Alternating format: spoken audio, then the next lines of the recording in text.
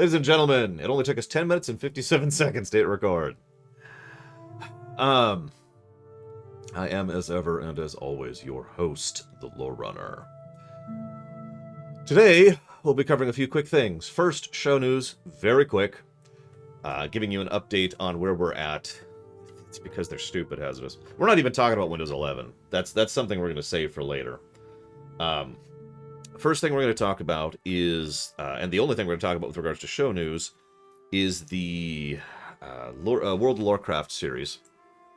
Now, the World of LoreCraft series is still proceeding. I'm trying to give you a little bit of an update on that. But I am immensely pleased to report that I am done with the New World videos. Now, I probably have to explain that. So, for those of you not aware, there's Old World, which nowadays we call Vanilla.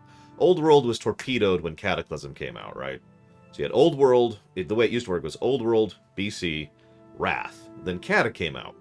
But Cata is two separate chunks of content, New World and Cata. The Cata stuff being the, the high-end stuff, Vashir, Hyjal, Deepholm, that kind of thing. Whereas the New World stuff was the revamp of the Eastern Kingdoms of Kalimdor.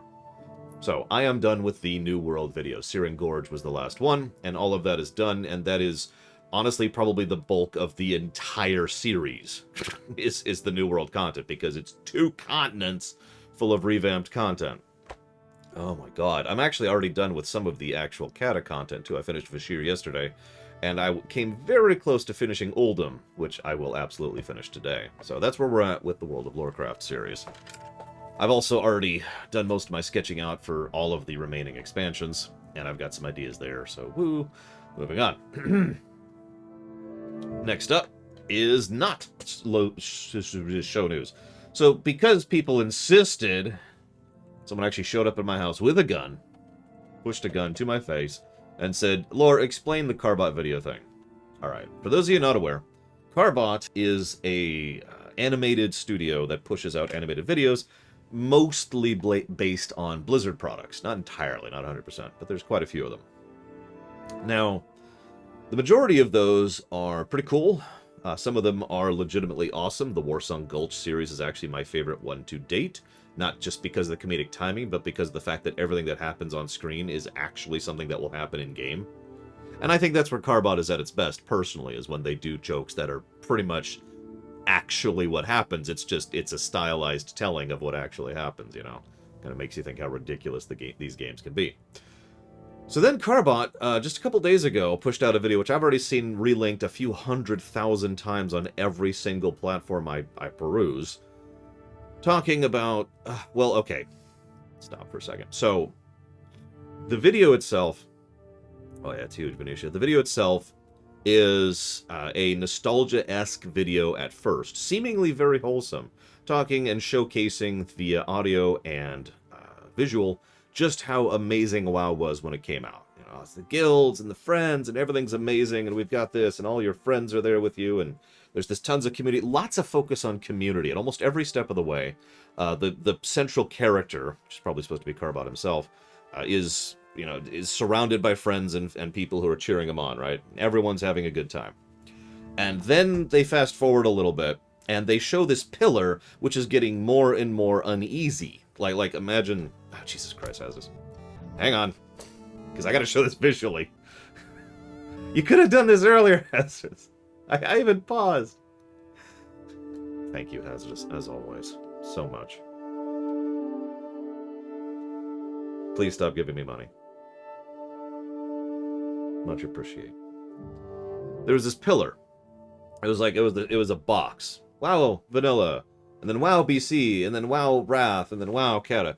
And each additional one was completely off-center to the point where each next expansion was shakier and shakier as the game gets worse and worse. You start to see why I'm starting to have an issue here. But let me continue. As the video progresses, the music starts to change tone a little bit and get into a more minor key, and we start to see the person having this like shocked face of, oh, all my friends are gone. And then he goes through Stormwind. I think it's Stormwind. It might have been Ironforge. But, he goes through the major city. And nobody there, there's no community. Nobody there's interacting with everything. There's actually a shot of one player who's just messing around on their phone. the intention is clear to indicate that there is no community to WoW anymore, and that it's like, oh, this sucks. And then they see the WoW Classic thing pop up. WoW Classic. And he's like, oh, he's super excited. I get to play WoW Classic again. Then he jumps into WoW Classic, and the first thing that happens is a sight gag, which indicates that WoW Classic isn't WoW Vanilla, also known as No Freaking Duh. And it's just terrible. And then he goes, oh, and then a little pop-up shows up. Now, this is probably the most slanted vision. This whole video is trying to push an agenda, obviously. And that's what I'm trying to get across here. We'll talk about that in a minute, because this is actually a complex topic. That's why I'm okay with this being a topic. But there's a thing that shows up. Now, for any who's played WoW, you know that if you try to exit the game anywhere other than a rest area, what happens is there's this pop-up that says you have 20 seconds till you can log out. You can hit cancel to cancel the logout, or you can hit exit now. And as he's watching the timer tick down, he just clicks exit now, and the video ends. Now, why does this piss me off so damned much? Now, the thing is, there is a validity to what's being stated. A legitimate validity that I guarantee 99% of the people who watch that video will completely not take from it. Now, that's because most people, to be completely blunt, probably aren't bothering to think about it or analyze it, and everyone's going to take their own particular perspective and opinions, you know, their own interpretations, that's what I'm going for, based on it. So, you know, everyone's going to look at that like, oh. And what the overwhelming majority of people, and I have actually been looking at comments on this one, the overwhelming majority of people's response to this has been, oh man, that video is so right. WoW used to be so much better. No, it didn't. It was different. The community was different. It was new. I've talked about this for so long. If you go back and find the Jade Forest video, I remember this. It was in the Jade Forest. We were doing the Alliance quests of the Jinyu in the southern chunk of the Jade Forest during the WoW lore run. This was 6 years ago now.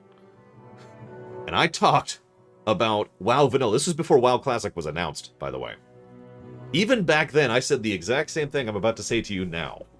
It was the community. It was different. It was new.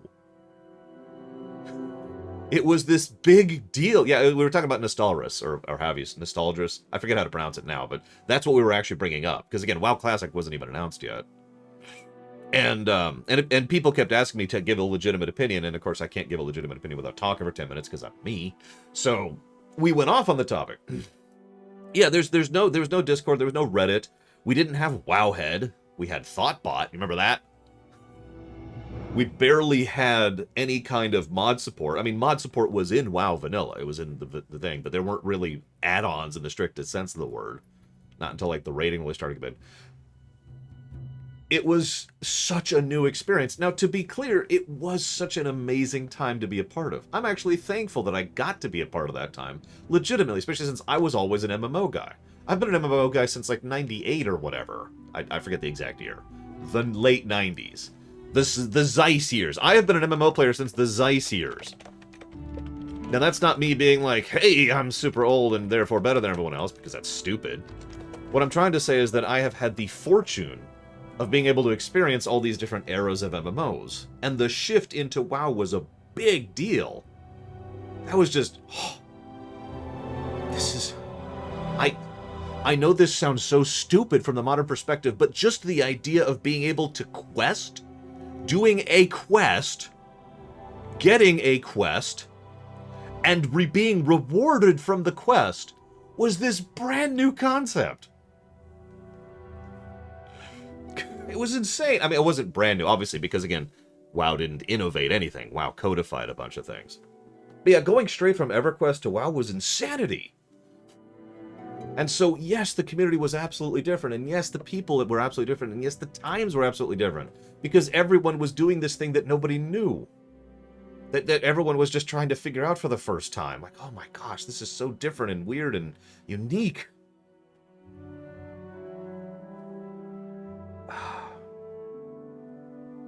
And so I see that I have... Ugh. Happy Father's Day to anybody out there.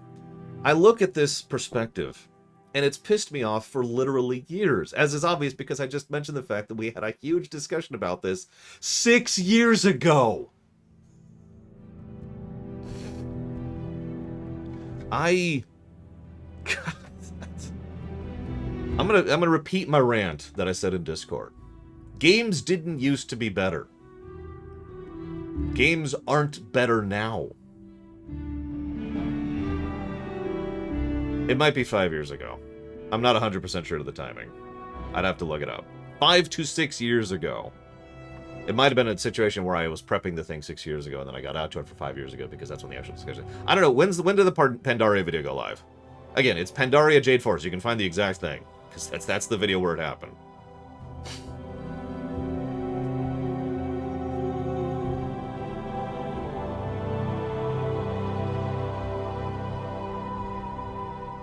Okay. Anyway, sorry, I'm getting off topic. Now, if you prefer WoW Classic to WoW Modern, yeah, that's fine. Go for it. Enjoy it. That's great. Remember, and most people seem to forget this key fact, I'm in favor of WoW Classic. I'm in favor of that option existing for people who prefer that, and I'm in favor of it being there for historical preservation, because, I mean, anybody who knows WoW will tell you, WoW Vanilla doesn't exist anymore in WoW, WoW Modern. It's gone. It was erased. You know? Thank you, Gwahir, very, very much.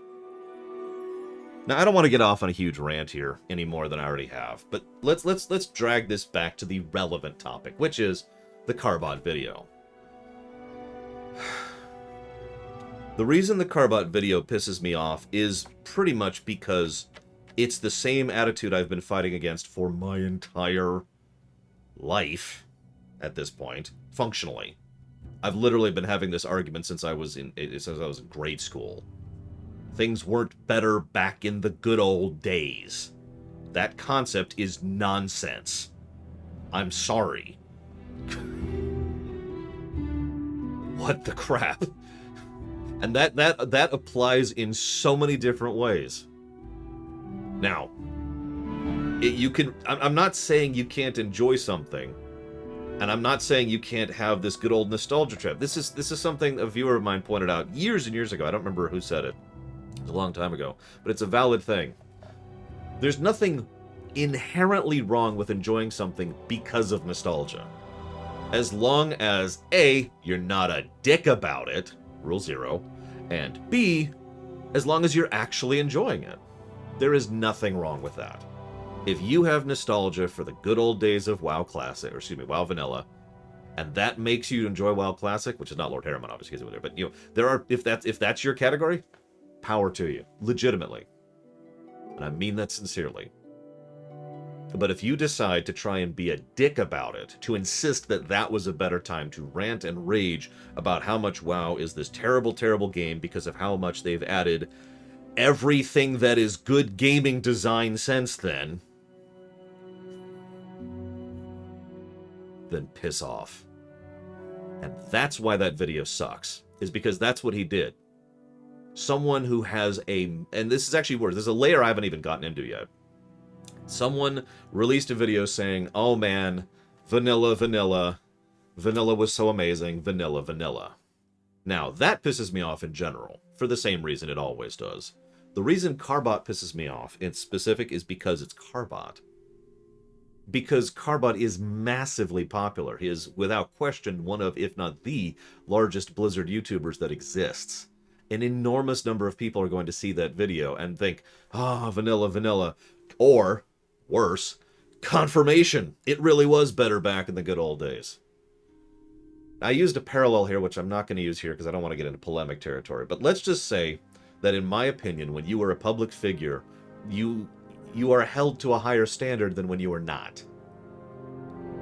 And the larger of a public figure you are, the higher the standards. So when you are one of, if not the biggest YouTubers for Blizzard, you see where I'm going with this?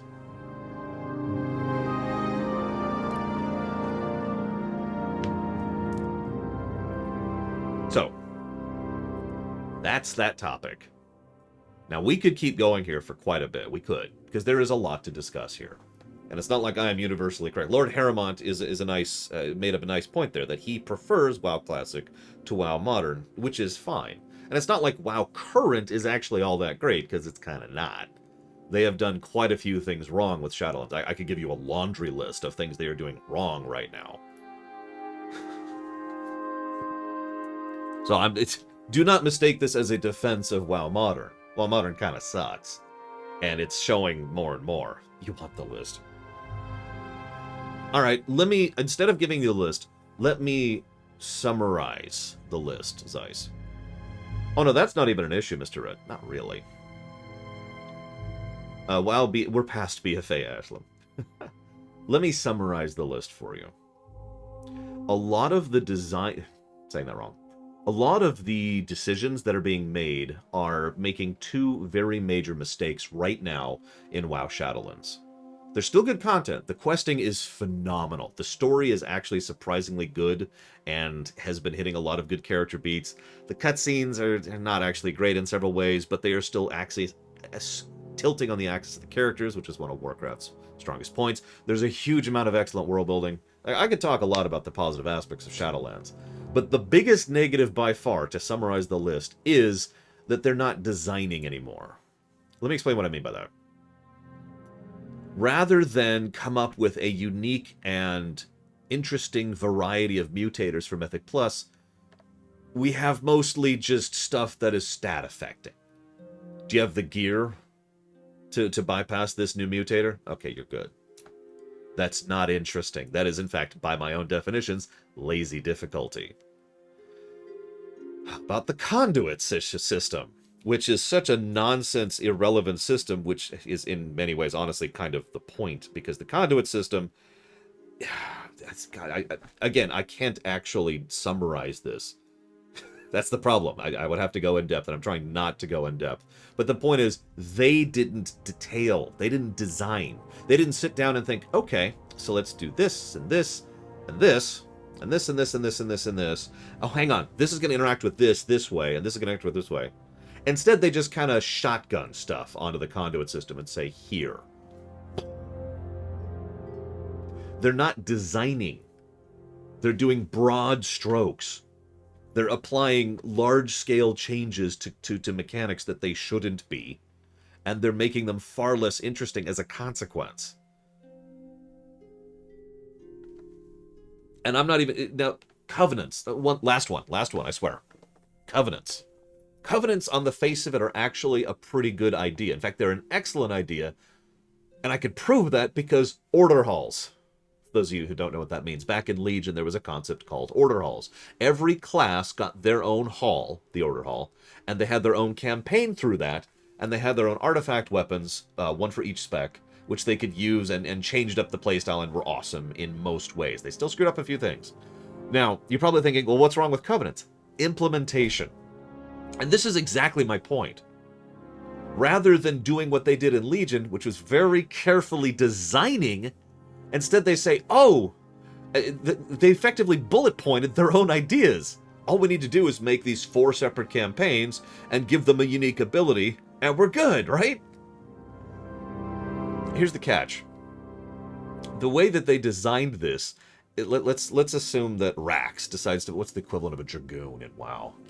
Probably a Fury Warrior, I guess. So Rax decides to play a Fury Warrior. Cool. So you'd think the Fury Warrior gets their own thing, right? Wrong. Warrior gets their own thing per Covenant. So you don't actually get... So they have designed 4 pretty cool abilities per class. One for each Covenant. Not for each spec. It's the first problem. And the second of all problem is you only get to use one of them. You get 1 new button this expansion. And this is important because it doesn't matter which spec you are. I don't actually remember what the warrior stuff is off the top of my head, but I'll tell you the one I do know. Demon Hunter, because that's the character that I've actually pushed to max level. Demon Hunter gets freaking charged. It's an awesome ability. You know what's also awesome is the other abilities that I don't get to use. And if you don't understand why this is significant, remember that in Legion, you didn't just get 1 new ability. you got, well, actually, you got a variable amount depending on the class and depending on the spec, because they actually sat down and designed it. I'm sorry, I hate to get into rant voice, because I know some people just tune out when I get into rant voice. I apologize, I'm trying to sound like a reasonable discourse here. But you see why this bothers me so much? Because they are literally bullet pointing their own content and designing it worse. Or rather, to be more blunt, designing it less. Less design is happening here. The boss fights are still awesome. So there's some really excellent boss fights in Shadowlands. There's still some great quest design. Some of the better questing I've seen in the game, honestly. I'd say probably like the third best questing for expansions. There's still great story stuff. There's still some good core there. But Jesus freaking Christ, what are you doing?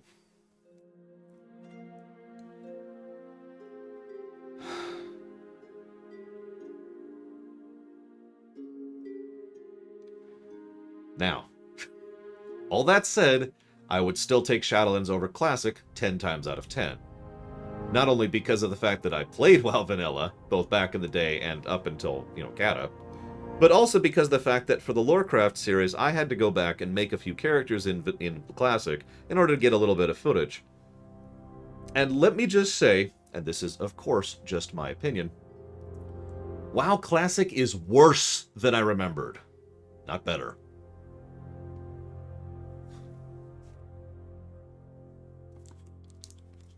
Moving on. Did Classic have design? That's a good question. But why? I don't know. But I do have a speculation. And this is appropriate music for this. I think that this song playing right now is why. Now, some of you will get that, of course.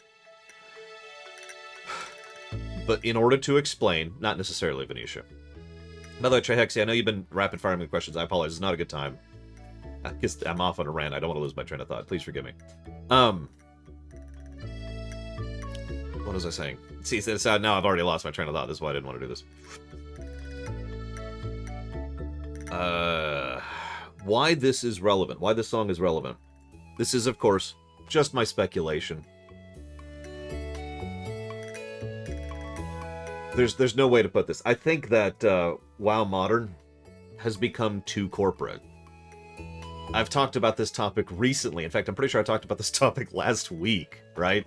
Now, this is still theory, but broader audience, less quality, more focused on a specific audience, higher quality, right? I keep using this visual presentation. I'm doing this kind of offset. I apologize. There we go. I keep using that way to try and describe this. This is still a theory. It's just a theory I believe at 100% certainty. And it feels like what is happening right now is in an attempt to try and whoosh in order to grab as many as people as possible, in order to workshop things as much as possible, in order to make as much money as possible with as little effort as possible, decisions are being made that are quite literally hampering the developers. That's my opinion. Let me put it to you this way. Skyriminization. I was going to use that word. Let me put it to you this way. Let's say you... who asked the original question? There it is. Yotamiro, which I'm probably pronouncing horribly wrong. I apologize. Let's say you're a developer on WoW right now. And let's say you sit down and think, man, I really want to design this new class spec ability system for the Covenants to encourage players to try out different Covenants and to encourage them to level alts, too, at the same time. Pretty much the Legion thing. And so you go to your boss, played by me, Evil McEvilson, and I say, well, hang on. How much time is that going to take? Well, that would take a while. I mean, like that's a lot of time. Okay. Is that gonna boost our subscriber numbers? Well, hang on. Let me run that through a marketing study to see if that's gonna boost our numbers. Okay. A couple weeks pass. A lot of people get paid money for things they probably shouldn't get paid for. They come back to me with the results. Okay, so I bring you back in. I'm like, all right, so according to our things, that might boost it a little bit, but not enough to really justify the expense. So what I'm thinking about doing instead is why don't you just kind of do like half that, right? So go ahead and design a new ability per Covenant, just the one per class, okay? And make it so that they're locked into that, regardless of spec. And that should be good enough, right? That should give us a little bit of a boost, and it'll take you a lot less time to work on. Get to it, buddy.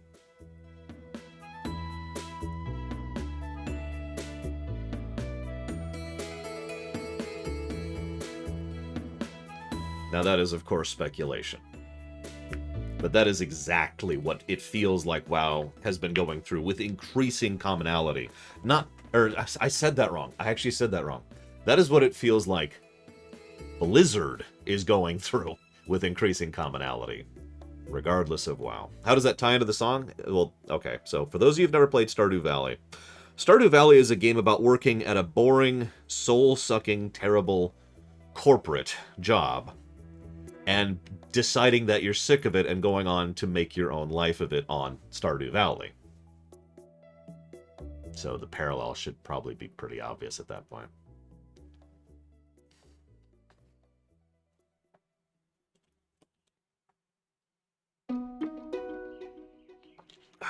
Probably, Trathan. I'm not sure, but probably. Joja Cola. This is on random, by the way. I don't know why I keep picking Stardew stuff. Anyways. Rant off. I apologize for going off way too far in that. Way more than I intended to. We still need to talk about E3.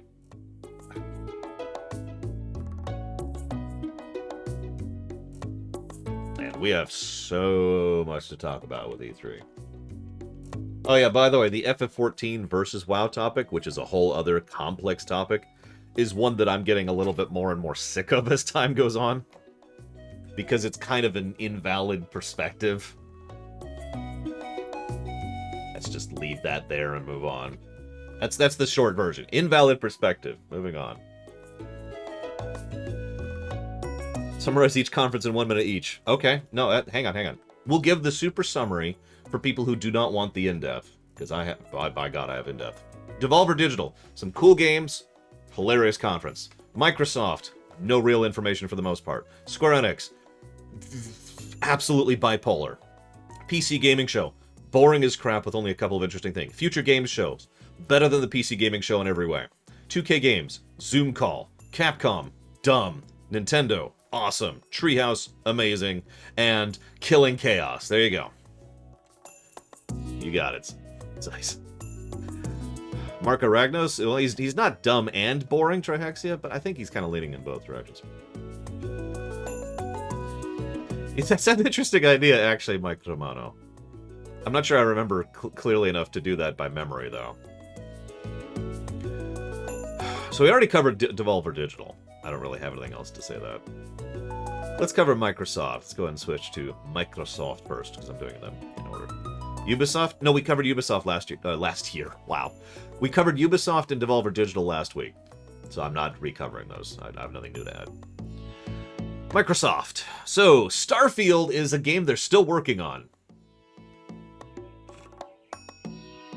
I want you to do me a favor. Anytime I say the words no news, or no info, or no gameplay, take a drink.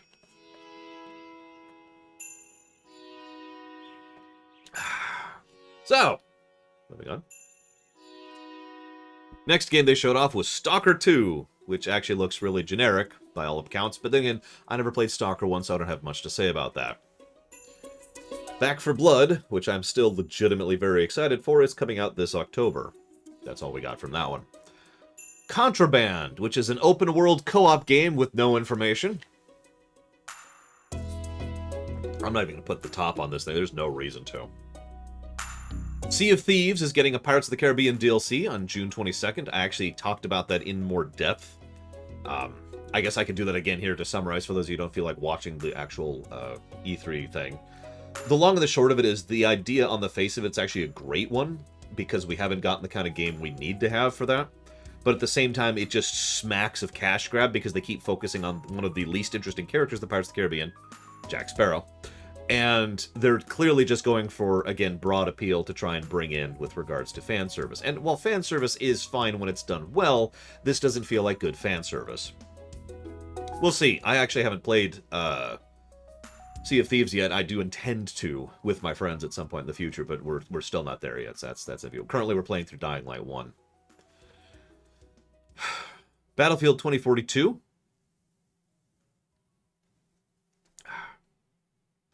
"12 minutes. I shouldn't say that. Actually, we got a little bit of information. 12 minutes is coming out in August. Does that count? Getting a release date? Name 3 characters in Pirates of the Caribbean more interesting than Jack Sparrow. Oh, God. How do I limit myself to just 3? I'm going to start with Cutler Beckett. I'm going to then shift over to Davy Jones. And after that, I'm going to go with Elizabeth. There you go. 3 more interesting characters than Jack Sparrow. I mean, if you want me to go off on the Jack Sparrow topic, I can. Yeah, I was tempted by Barbossa. I think I'll push Barbossa above Elizabeth, actually. Yeah, that's fair. For this E3, getting a release date, we'll count that as information. Norrington, who was supposed to have a character arc. I'll talk about that during the Pirates 3 rumination. Don't worry. Okay, you know what? Hang on. Let's actually make a topic of this. Give me a second. The reason I say... Yeah, I gotta barf that shot up.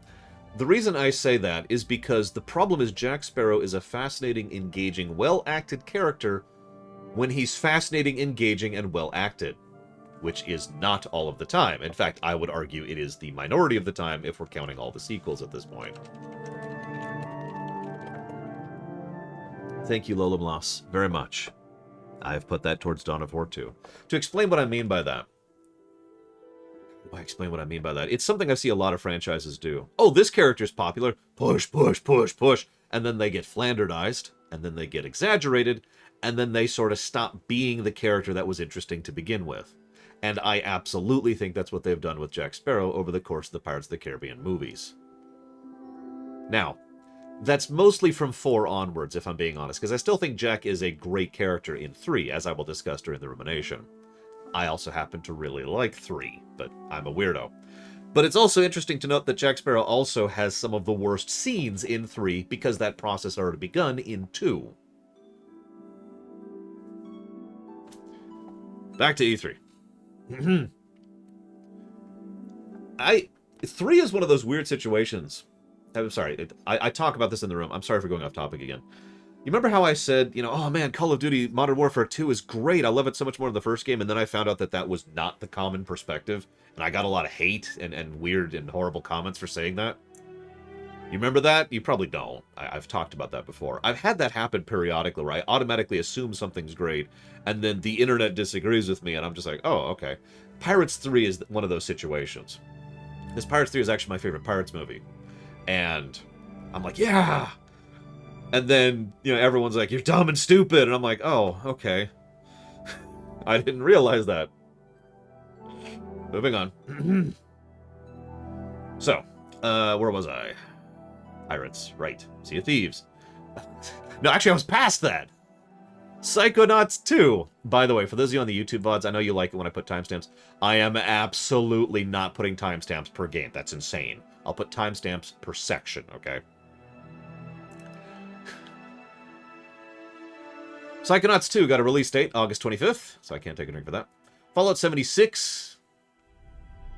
I can't actually take a drink here because there's very, very technically a new piece of information. So they talk about the Brotherhood DLC, which is not news. That's already was announced. However, they also mentioned something about the Pit expeditions and have no information about that. But it technically counts as new information, so that's whatever.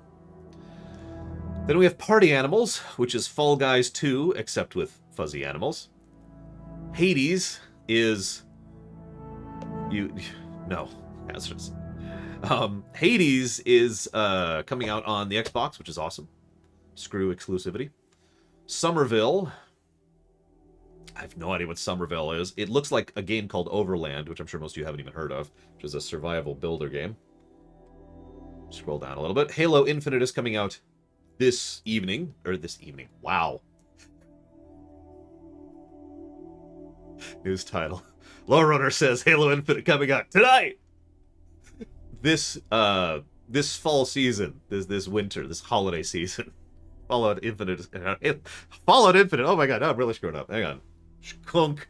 Halo Infinite is coming out sometime this holiday season. I hate that, by the way. The reason I keep stumbling on that is because coming out on the holidays is just such a dumb way to put that.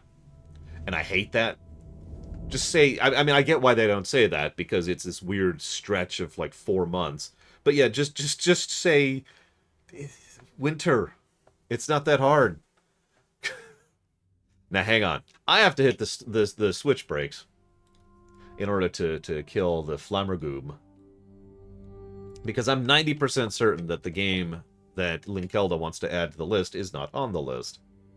Actually, you know what? I don't know why I'm looking on the website. It's not up to date right now. We got some time this century. I mean, it's accurate. It might be. I shouldn't even say that.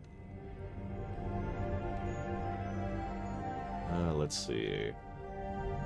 Nope, I'm right. There's no Yee's game. Hey, Grey Wolf. At least I assume that's Grey Wolf.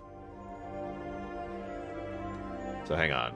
So I gotta look this thing up, because I'm not sure which Yee's game this is, and what systems it's on, and when it came out, or anything. So we're totally hitting the stream break here. Yeah, don't worry. Elder Scrolls 6 is totally coming out.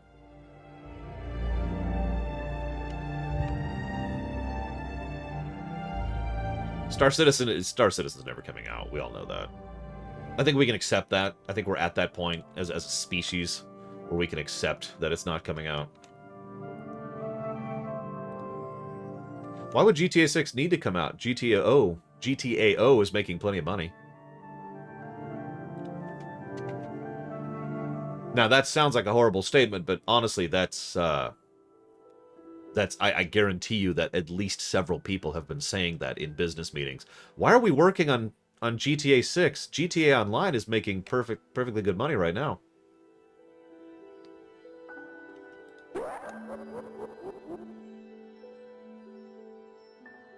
Hang on just a second, Colin Palooza. When did this come out? 2018. Okay, there it is. Okay, it looks like that is an acceptable game to add to the list, so I will go ahead and add that game to the list. And now let's rewind to Linkelda. Shoot, I gotta scroll back up. Scroll up.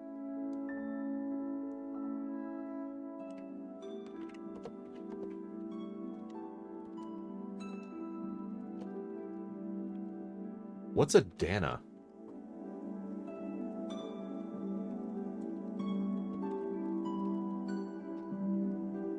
Whoops. Hang on. Okay, we're cool. So thank you, Linkelda. I have added that to Lacrimosa of Yada Yada.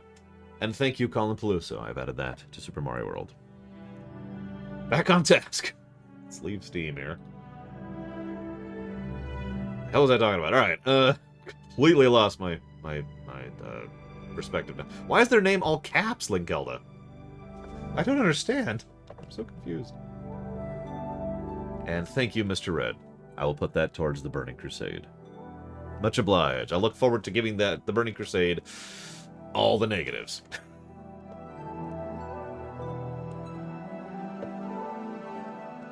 See you around, Medoro. Alright. So, where the hell was I?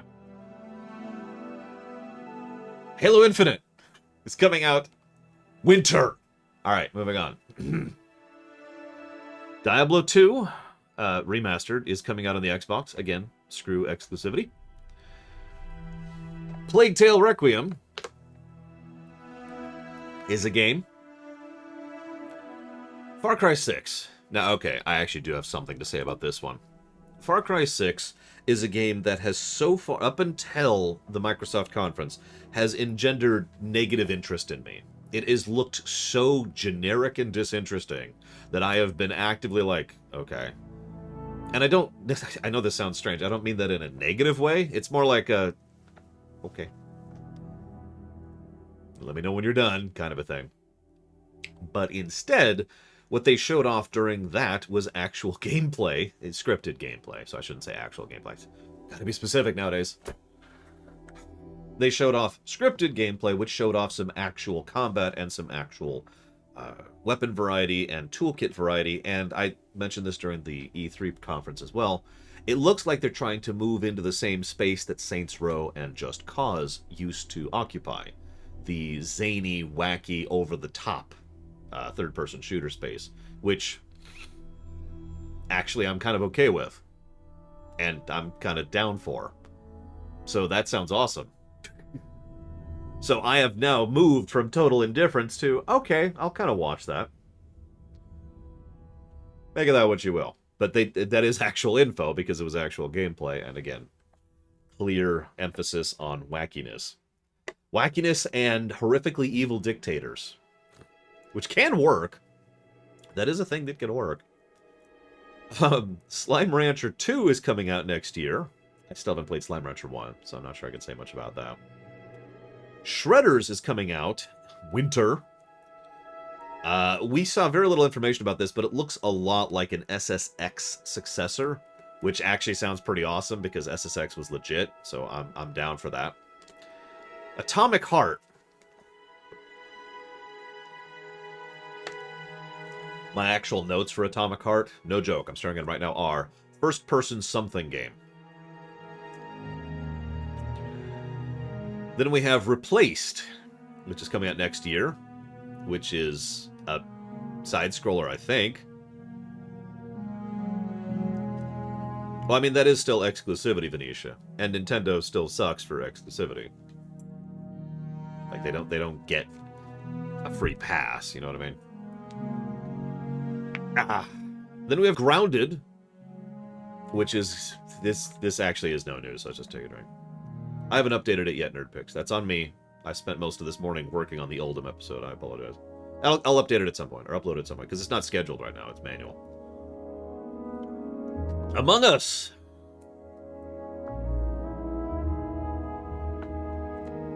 Then they showed off that, no, apparently it isn't Zeiss, as I was corrected on the fact. The game that starts with an E and ends with Chronicles is coming out in 2 years.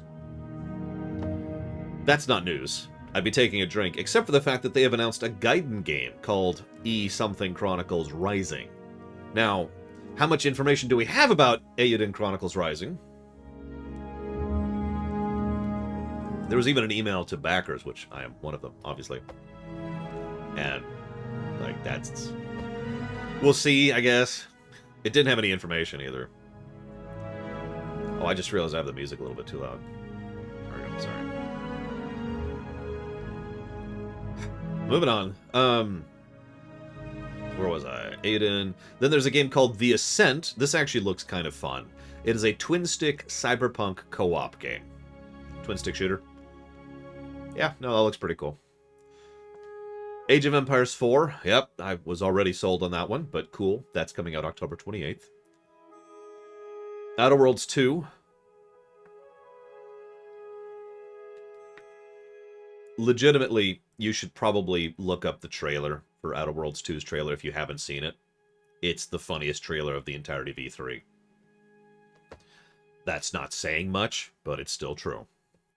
Flight Simulator is being ported to consoles, and is also getting a free Top Gun DLC. Cool. Forza Horizons 5, which was easily the best part of the Microsoft conference, looks really legitimately awesome. Now, I should mention here that that's not just my bias towards the game, because I'm into racing games, but legitimately, the Forza Horizons 5 section was their best showcasing, because they actually had people talking about the actual game, and they showed off, it's a decent chunk of actual gameplay as they were trying to demonstrate how the game works and how it shows and what looks where and how the racing works and how the co-op online thing works and blah, blah, blah, blah, blah. Make of that what you will. Again, low bar. Yeah, there was some scripting going on. Right, I said actual. I need to stop doing that. It's so frustrating. The only actual gameplay at E3 is at the Treehouse. Let's just be clear about that. But there was scripted gameplay, which did actually show off what the game is going to play like, and it does look actually good. And finally, we have Redfall, which is coming out next year from Arcane Studios, which is a, what do they call it, a hero shooter, I think is the term? Which is a hero shooter against vampires and the occult. Which probably sounds cool, but the trailer was one of the worst trailers of E3. That's not fair. I'd say it's probably like more like the 5th or 6th worst trailer, because there were a lot of bad trailers this year. It was also way too long, to be completely blunt. So forgive me for summarizing it in 10 seconds. Moving on. And that was Microsoft. Okay, now we cover Square Enix. Actually, I guess we could cover Square Enix last. Look at my notes here. Yeah, okay, let's do Square Enix last. Let's do that. Hang on. Let's do this. Scroll down a little bit. Hey, future me. Cover Square Enix last. Alright, so. PC Gaming Show. Oh my god. Alright. So first of all, we're going to rapid fire a few of these. Naraka Blade Point is a battle royale game. Dodgeball Academia looks like a Super Dodgeball spiritual successor, which actually sounds alright, but looks kind of weird. Chivalry 2, which is a massive multiplayer siege versus game, aka Lineage 2. Or Lineage 1, I guess, more accurately. Ramen. Let me spell this one. R-A-W-M-E-N. So Ramen, which is Splatoon Soup Edition. I'm serious. Looks kind of fun. Then we have Humankind. By the way, I'm actually excited about Humankind. Then they showed off They Always Die, which looks like a Dead Cells style game. I don't have much to say about that. Orcs Must Die 3 got a July release date. Then they talked about Vampire the Masquerade Swan Song.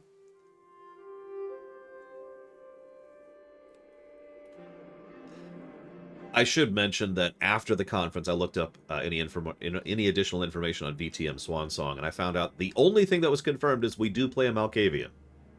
That's it. That's all I got.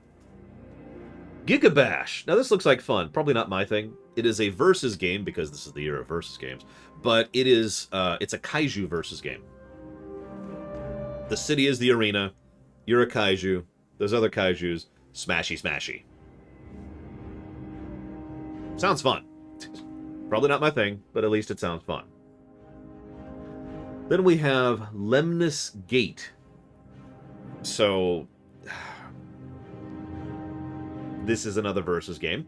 It's another hero shooter, but the way it works is it's actually a unique concept. I'll give you this. So you take your turn. You have X seconds. I forget how many. It's like 10 seconds. You have 10 seconds of a first-person shooter to do something. Then the other so that action and that version of you is recorded effectively as an NPC, right? A bot. So then you, the other player, gets their turn and their 10 seconds to do something in reaction to that, which then goes back to you, and now the previous version of you and the first version of that person are still there, and you get to take another turn alongside your previous version of yourself. And each time it records a new layer of it. Now, this is not a new concept. In fact, I've been seeing this since Flash games. But it's a cool concept, and I just wish it was being done in a game that I cared about. Next, Space Rebels, which is the Kerbal Space program with a YouTube skin, where subs equals currency that you use to buy stuff in order to launch rockets. War Tales actually looks pretty legit. This is one of the ones I have added to my list. It looks like Mountain Blade from an overworld perspective as you're roaming around and going on the countryside and all that. But when you get into actual combat, instead of being like the third-person, pseudo-action-y thing that Mountain Blade does, it is a grid-based, turn-based tactical game, which, I mean, that's my bag, so I'm into that. Then they showed off Ixion. Then they showed off Far Changing Tides.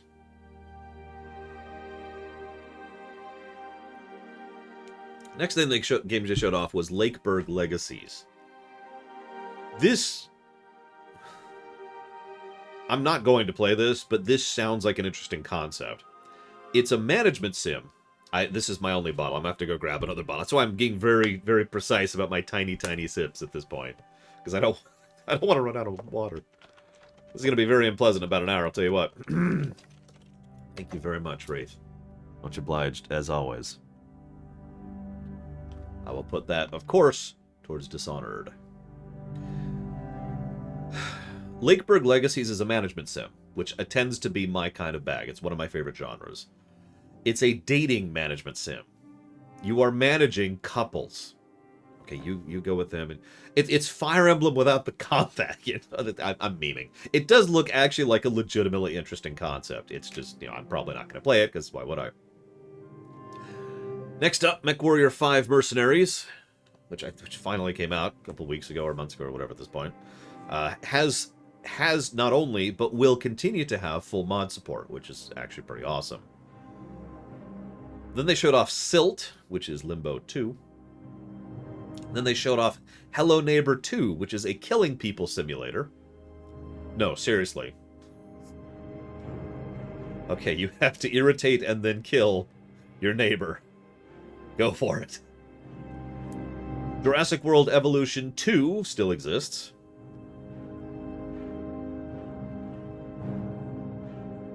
Then they showed off a bunch of New Blood games.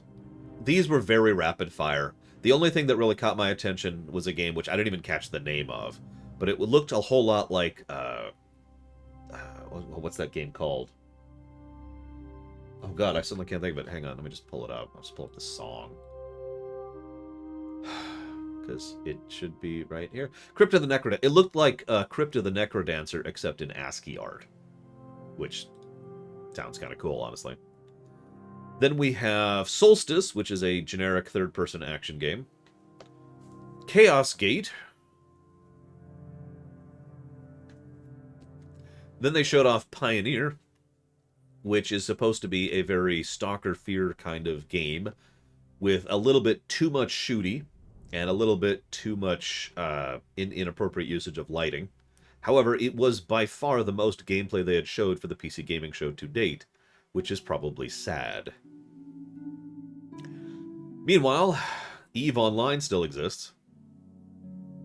I'm not taking a drink for that one. They showed off Lumberhill.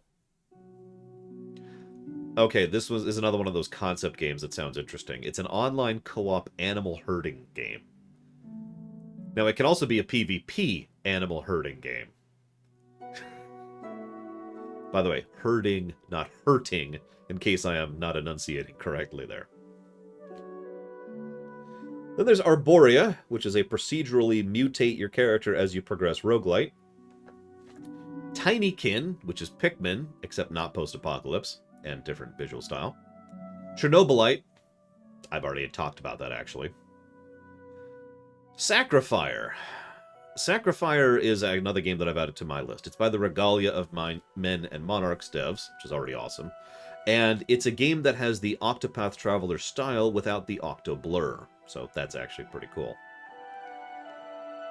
Then they showed off Icarus, which is Valheim. Then they showed off Mecha Jammer. This is another game that I'm adding to my own list of games I want to play. It's an open-world RPG, which, okay, whatever. But it is a cyberpunk team management game. Near as I can tell, based on what I've seen, and again, they've been pretty vague, it looks a lot like if you were to take Syndicate and make it more like... I don't actually have an answer to that. Make Syndicate less mission-based and more of just like a continuous world kind of a thing. Again, an open world, and that kind of looks similar to how they're going with it. It looks alright. It looks cool. I'm into it. Then we have Wandering Village. This is a fun one. It's Outlanders, which is a building game, plus Xenoblade 2 for the open world exploration, and there's also a board game aspect to it.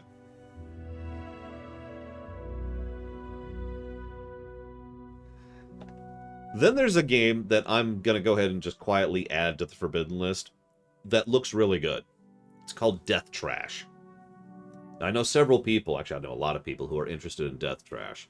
It is done in the style of Fallout 1 and Fallout 2, and it's this really eldritch, gory, gross Blackfest kind of a game. But it does look legitimately very well designed and very fun to play. Death Trash is the name of that one again. Put a little star by that one. Then we have Songs of Conquest, which is a Heroes of Might and Magic spiritual successor, except they didn't get the graphics right. And then we have Citizen Sleeper.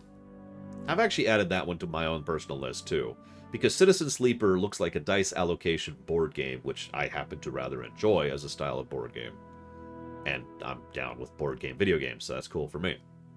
And finally, Project Warlock 2, which has a very wild visual style, not enough contrast, is visually bothersome, and looks a whole lot like the original Doom, except with magic. Yes, I know Doom had magic, you know what I mean. And that was it for the PC Gaming Show. Scroll down. And that's kind of what I was thinking, to quote it. And, I mean, Cultist Sim looked pretty cool, too, so haven't played it yet, obviously. So then we have the Future Games Show. Now, this is actually going to be new to you, so I'm going to be a little more verbose here. This is the stuff I was watching off camera, because I said I wasn't going to cover it, and I totally should have. In my defense, it was a long day, and I was really tired. So first of all, we have Instinction. Think Instinct and Extinction, and just kind of smash them together. It's a dinosaur game. I have no idea what it's about. So I know I said I'd say more about these games, but I just have no information about that one. Then we have Grow Song of the Evertree. This actually looks pretty legit. It's a third-person crafting building game done in a very cartoony style, very Wind Waker-y. And it seems very based on Ever Oasis, if any of you remember that on the 3DS. It's a game where you run around trying to, it's like the world is dark and horrible, and you're supposed to go around building, crafting, gathering people in order to renew an area enough so that it blooms, and then you move on to the next area. That's the overall gameplay loop as described. After that, we have Beacon Pines. This is... I love the concept here. I'm probably not going to play it. I mean, I don't really choose what games I play. Beacon Pines is a... It's a Mad Libs. It's a Mad Libs text-based adventure game. Now, to describe what I mean by that, what'll happen is that there'll be a scene that describes what's happening. And then there's a blank space, like there is in Mad Libs, and you have to fill that space with a word. Now, instead of like in Mad Libs where you can put anything, there's a choice, there's an options. And you pick which particular, that's true, hazardous. You put which particular word you want in there, and that completely changes where the story goes. So it's kind of like the Choices Of series, if you're familiar with that. It's just with a different spin on the actual gameplay aspect. It's kind of a neat little thing, a Mad Lib video game, basically. Yeah, you kill the dragon with what? Your bare hands? Yes. Where do you think I got these? Next up, we have Timberborn. This looks like a... Okay. This looks like a cool concept that is going to be really hard to pull off to make it interesting, which is, I could say about a lot of video game concepts. It's a beaver city builder. So everything is lumber focused. That's all you got is lumber. That's your resource. And you have to build it for beavers. And the problem is, while that's like neat, that sounds very limiting from a constructive perspective. So that might be a very simplistic or very short game, depending. Then we have Riftbreaker, which is a twin-stick shooter. It's a couple of those this particular E3, where you have to kill hundreds upon hundreds of mobs like it was a Dynasty Warrior game. Then we have ESPC Boxing Game. I wrote that down because they didn't give me a proper title, but it's an ESPC boxing game. The entirety of the showcase for this one was showcasing how they actually did the capture tech of actual real-life boxers in order to get it as realistic as possible. They didn't showcase anything as far as the actual gameplay or mode or campaign or tournament or career or anything. It was just, this is how we captured the footage, so I have nothing really to add to that. Then we have Hell Let Loose, which is a World War II shooter game. Then we have Red Solstice 2 Survivors, which I think I actually added to my list. Hang on. I guess it doesn't matter. It doesn't matter.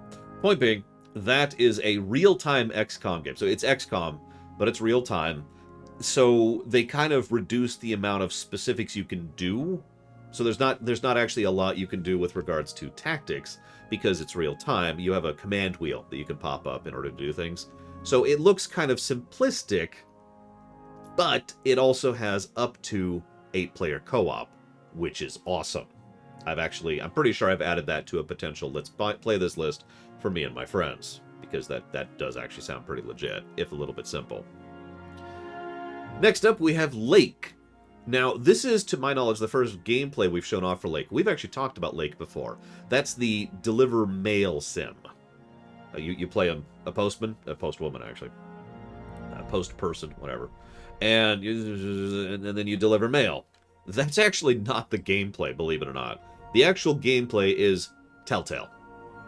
You have little cutscenes with people, and you choose how you react to them, and they respond in a different way, which changes whether or not they care about you, and that vaguely changes the branching nature of how your cutscenes with them go. And that's it.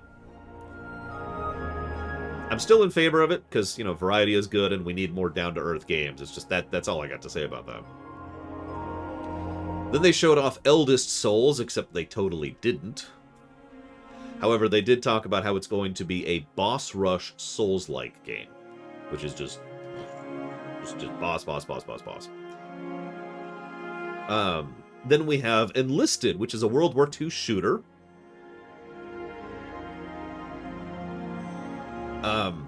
It apparently has this thing they talked about for the majority of the presentation called Squads Mode. So you have your squad, which is all AI people. You can swap between the people at will. It is, however, still entirely a versus PvP game. Next up, we have Severed Steel, which is a bullet-time first-person shooter. Then we have Dice Legacy, which is Ringworld, except a board game. Then we have Gestalt, Steam, and Cinder, which is an action platformer with an Old West aesthetic, which actually looked pretty fun. Then we have Iron Corbo, Kung Fu Janitor. Frankly, the title says everything it really needs to there. Then we have Definitely Not Fried Chicken.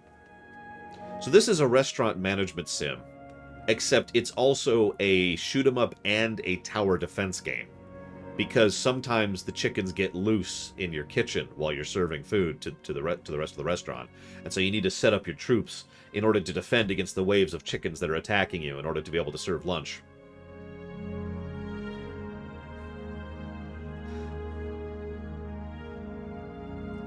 Then you have Ranch Sim, which is exactly what it sounds like. And then Skim, which they barely showed off. However, it looks like the way that Skim works is you play a little like effectively a Heartless, and you can only move between shadows, and you have to deliberately try to avoid people in a modern day, everyday life kind of scenario. So you're bouncing between the shadows of the trees in order to avoid people. It's also known as the Introvert Simulator, I think. I'm sorry, that's a bad joke. I apologize. Then we have Dome King Cabbage. I have no idea what this game is. Even in my notes, what I actually have listed is I have absolutely no idea what Dome King Cabbage is. Moving on. Then they did show off Starmancer a little bit. Nothing new. We do, other than the fact that it's hitting early access and there's going to be like a demo soon or something like that. Starmancer does still look really good, and I am still very much looking forward to it. Just nothing new there. After that, they showed off Kiwi. Key space WE. Kiwi, they actually showed off a decent amount of gameplay for this one. How many of you have played Overcooked 2 or 1? Because that's what this is. Kiwi is Overcooked. Oh yeah, they also showed off Sonic Colors Ultimate at some point. I don't actually have that on my list. I might have not written it down. Kiwi, you play a kiwi, the creature, and you work at a post office. The way this works is there's a conveyor belt with the words that pop out, and you get a message to the telegraph. I like Bragwin. And so you have to grab the word I, the word like, and the word Bragwin and stamp them onto the letter in order, and then slide it through the mailbox, and then you're good. That's the goal. However, as things go on, more and more obstacles get in the way. And they actually showed up quite a few of these, including winds. In winter, it's too hot, so you have to measure your heat and make sure you don't overheat. Sometimes there's ghosts who attack you. Sometimes there's sections which are just covered in clouds, so you can't go through that. It's Overcooked. It does look pretty good, though. I've actually tossed that at PAX as a game that we could play together. Then they showed off Death Run TV, which is definitely not a spiritual successor to Smash TV. It's totally a spiritual successor to Smash TV. Not that I'm complaining about that. The graphic style is Enter the Gungeon, but it's totally Smash, which is, of course, a twin-stick shooter. There's quite a few of those this year. I don't know what's up with that. Then they showed Super Magbot, which is a Super Meat Boy style platformer. Then they showed off Honey, I Joined a Cult. Any of you remember RimWorld? Because this looks like RimWorld, except instead of joining, instead of, dropping down and trying to build and make a base and all that, it's it's that graphical style and that kind of management style, but you're joining a cult. And you have to manage living in this cult. It looks pretty fun. Then we have The Great Memories of Azure, which I'm probably pronouncing wrong, which is a side-scroller platformer done extremely in the style of Ori and the Blind Forest. Like, it's pretty much one-to-one on that one.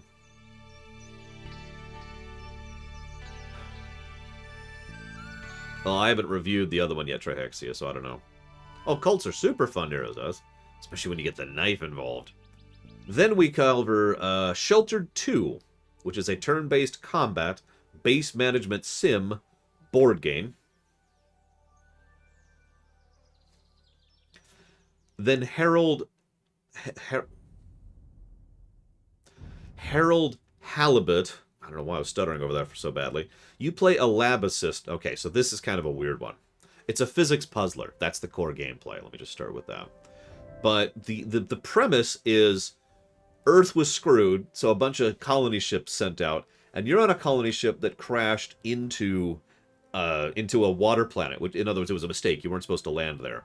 And so most of the colonists are just like, okay, whatever, we live here now. And you're the person who's like, screw this, I need to get this colony ship working again, so we can take off and find a better planet. And that's the premise, that's the thrust of it. But yeah, it's a physics puzzler in terms of gameplay. Then we have Happy Game. Happy Game is disturbing as hell. It's the, what do we call that? We came up with a term for that during E3. CISP. That's right, it is a CISP game. Now, I'm going to explain that because we just came up with that term last week. Small, innocent, scary place. CISP. You've probably played or seen CISP games before. If you've played Amnesia or Limbo, or you know the genre, right? You're this innocent little creature going out in the terrifying, horrifying world. That thing. Happy Game is absolutely one of those. It's actually pretty disturbing looking. So if you want to be freaked out a little bit, please feel free to look that up. Look at the trailer for that. Then they have Minute of Islands.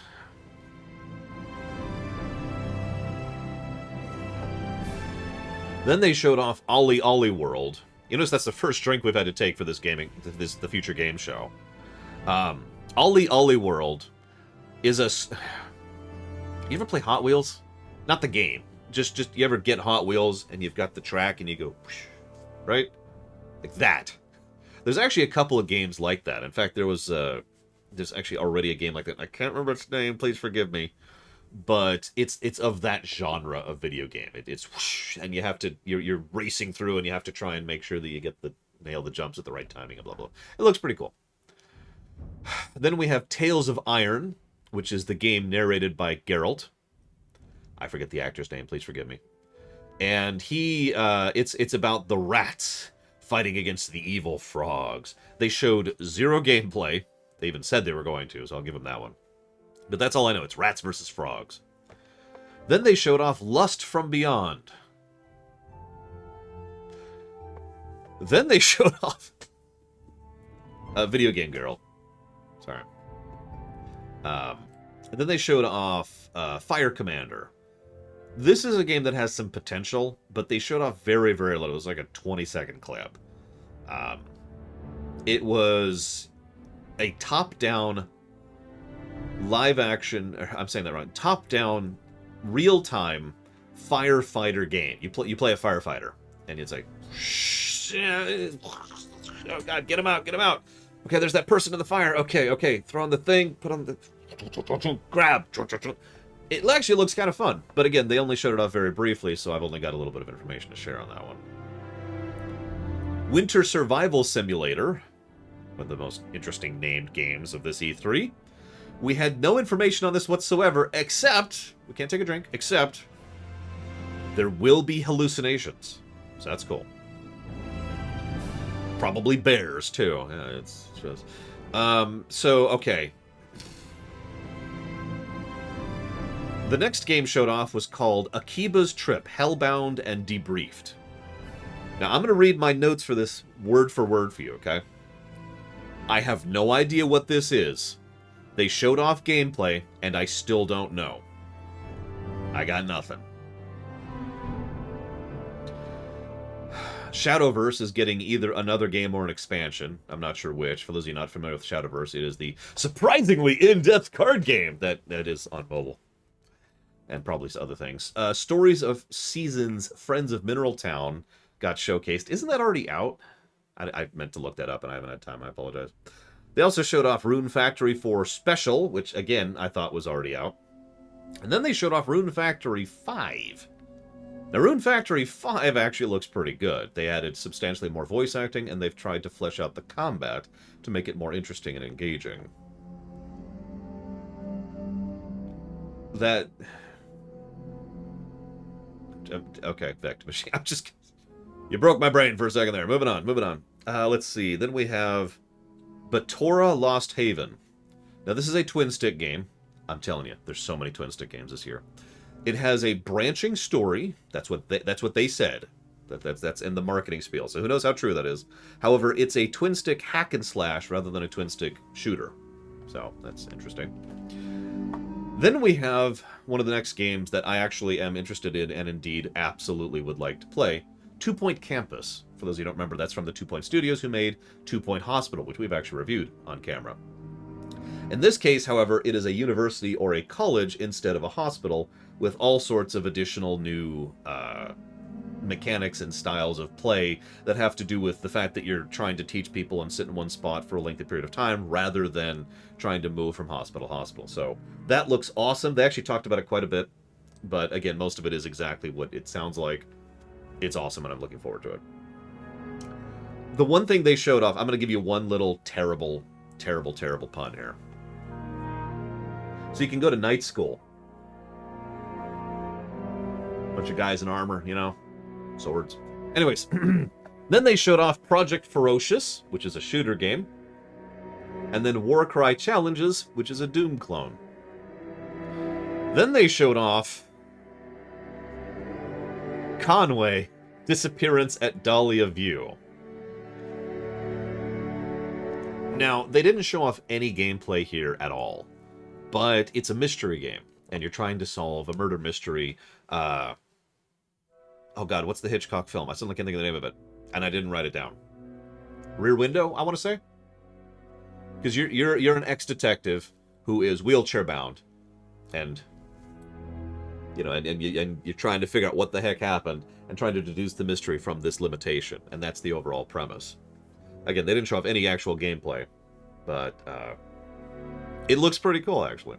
And then they showed off Immortality. I have no idea what that's about. And that was the Future Games show.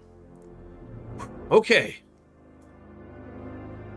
That was the biggest one. I mean, actually, no, Nintendo's going to be the biggest one. But that was one of the bigger ones. Now... Okay. Now let's talk about the 2K Gaming conference.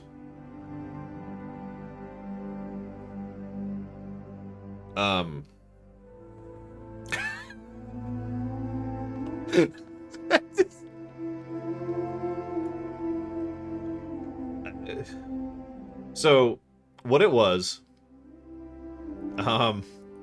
it was a Zoom call. It was just a Zoom call. I have seen a dozen of these extremely generic, badly moderated, badly presented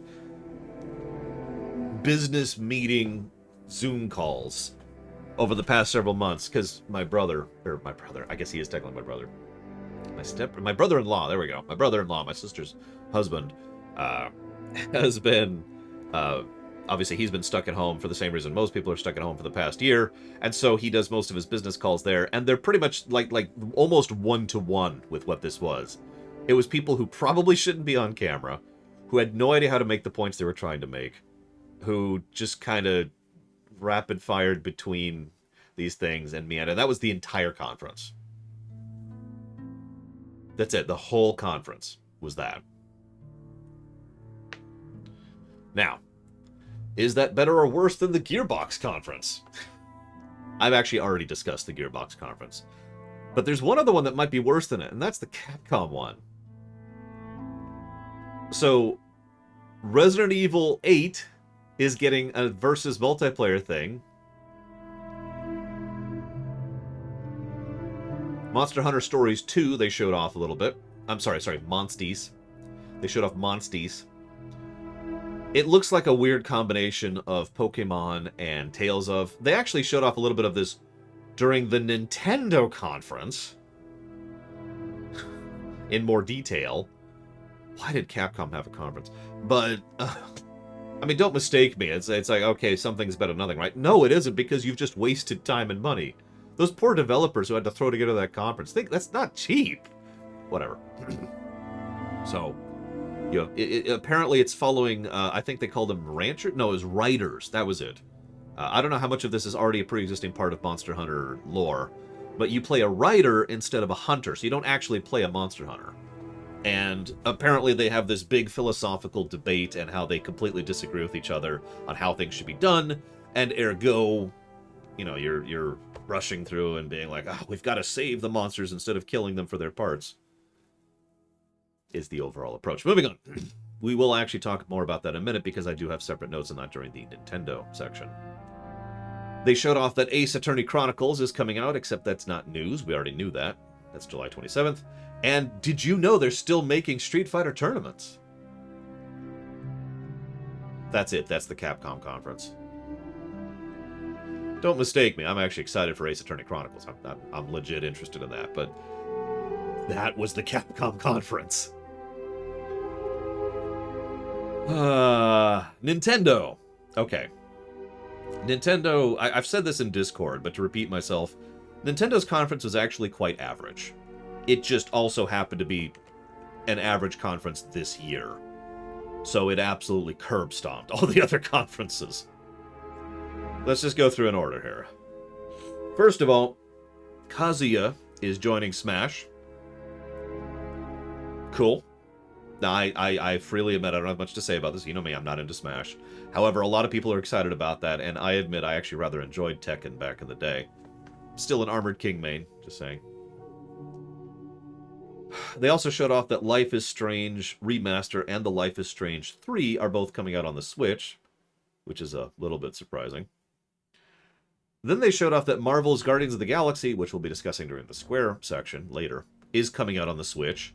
That's extremely surprising. Now, it's a streaming thing, as opposed to an actual, cartridge game, but it is still... They didn't... To be clear about this, during the Square Enix section, where they showed 20 freaking minutes of this game, at no point in time did they mention it was coming out on the Switch. So that was a little bit of a moment. Worms Rumble is coming out, which is going to be cross-platform, which is cool. They're going to have daily stuff, which is cool, 32 players at a time, which is cool, and it's not turn-based, which is weird. I'm not sure what to make of that, to be completely honest with you. Moving on. And then they showed off Astria Ascending, which is a hand-drawn side-scroller turn-based combat game, which is coming out September 30th. Also, 2 Point Campus is also hitting the Switch, which is awesome. Then they showed off Super Monkey Ball Banana Mania. Now, I've actually heard conflicting reports on this, because some people say it's a new Super Monkey Ball game, and some people say it's a remaster, and I don't know which it is. But either way, having a Monkey Ball game on the Switch is actually awesome. I'm probably buying that. Just to have a Monkey Ball on the Switch, that's awesome. Then we have... Yeah, exactly, Hazardous. If it was a mode, sweet, but if it's not... Then they showed off Mario Party Superstars. I don't have much to say about this here. I will talk about this more later. However, it is going to have online play. It is going to have all of the old maps and all of the old minigames from every previous Mario Party game. Then they showed off Metroid Dread. Then they showed off Just Dance, which is coming out on the Switch, which is a little bit weird that they've finally abandoned the Wii, but, whatever. Then they showed off Cruisin' Blast, which is pretty cool looking, although they didn't show much about it, so I don't have much to say about it. Dragon Ball Z Kakarot is getting DLC. I don't know if this is the DLC is being ported to the Switch, or if this is new DLC. I'm not actually sure which, but they're showing off the 4 sagas. They're having more side quests, they're more training, cooking, flying around, etc., etc. That's coming out September 24th. Then we have Mario Golf Super Rush. We'll come back to that. Monster Hunter Story 2. We'll come back to that. WarioWare. We'll come back to that. Then they showed off Shin Megami Tensei 5, which is obviously, this was actually leaked earlier on. But Shin Megami Tensei 5 looks pretty okay, I guess. It's forbidden, I'm just going to say that right up front. But it is coming out November 12th, and it looks like it is very, very much borrowing from Persona 5 in terms of HUD design, among other things. And we'll talk about that in a minute. Then Danganronpa, I always pronounce that wrong, Decadence, which is apparently a 4 games bundle, is hitting the Switch, which is awesome. Those are also all forbidden, by the way. And you also can buy each of those games individually if you don't want to buy the bundle. So that's cool. Fatal Frame, Maiden of the Black Water. I'm pretty sure this is a port. I'm almost positive this is a port. Is coming out on the Switch later this year, which is pretty cool. Ports are good, as long as they're good. Good ports are good, I should phrase that. It's like New Game Plus, right? Good New Game Plus is good. Good ports are good. Then we have Doom Eternal's DLC, which has actually been out for a while now, is hitting the Switch, which is actually awesome. That's continuing to get that thing, so that's cool. We're going to go ahead and clean my glasses really quick here, pretend that we've got lots of fascinating stuff to talk about while we're doing this. So many fascinating things as I get this smear off my glasses. There we go. Moving on. Where was I? Tony Hawk's Pro Skater 1+2 is coming out on the Switch. Now, I actually don't know if that was news. I mean, that's been out for a bit now. But it's getting ported to the Switch. It's coming out this Friday. They showed off Strange Brigade. I don't know what to make of this one. It's a third-person shooter with a heavy puzzle focus in dungeons with online co-op. Now, I'm going to toss that one at PAX, because co-op, but that's just kind of a strange one, no pun intended, and I'm not sure what to make of it otherwise. We'll see. Mario plus Rabbids Sparks of Hope still looks awesome. They didn't really show up anything new about that, so I have nothing to add to that. Then they started hitting the actual things that everyone talked about, other than Metroid. First of all, Advance Wars 1+2. To be clear, this is a remaster. Nevertheless, Advance Wars 1 and 2 being released on the Switch is awesome. I'm buying the crap out of that. December 3rd is when that's coming out. Hyrule Warriors 2 is getting its first DLC June 18th. Not really a lot of details there. They showed off Skyward Sword and how it's going to control. It does look like it's going to be a little bit problematic, because from what they showed, and I was not able to 100% confirm this, if you're playing the Switch in handheld mode, it's controller. If you're playing it in any other mode, with like the Joy-Cons, then it's the motion controls. I'm not sure what happens if you have a Pro controller hooked up, or if it even supports a Pro controller. We'll find out later. That's coming out July 16th. Then they showed off the Zelda Game & Watch, which is this tiny little thing. It's about this big. And it includes Zelda 1, Zelda 2, Link's Awakening, and also, the Zelda Game & Watch. That's coming out November 12th. Good luck. Scalpers are going to love that.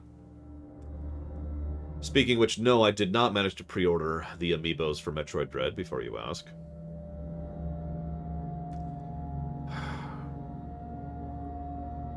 Yeah, you're right, Complos. I still haven't looked into it.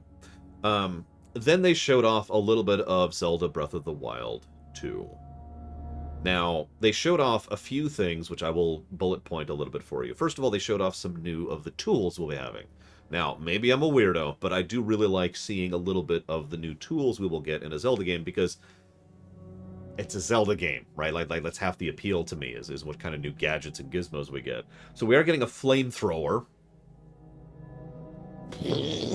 And some kind of slime power, which looks like you can also use it to invert gravity and slip through blocks. And near as I can tell, and I wasn't able to confirm this because they didn't showcase much of it, it looks like that you'll only be able to go through certain types of blocks, which would be pretty standard.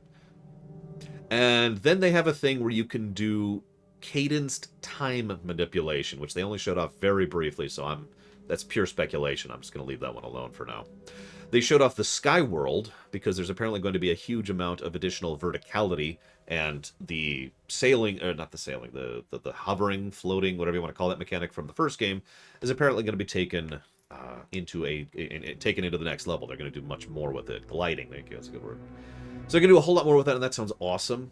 That's coming out next year, maybe.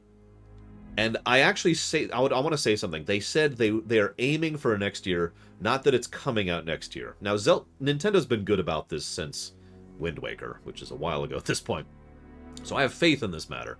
Frankly, I'd rather it came out even later than they rushed it, my opinion. Both from a crunch perspective and a final product perspective. Take your time, and I hope they do. They probably will. That has yet to change. Fingers crossed.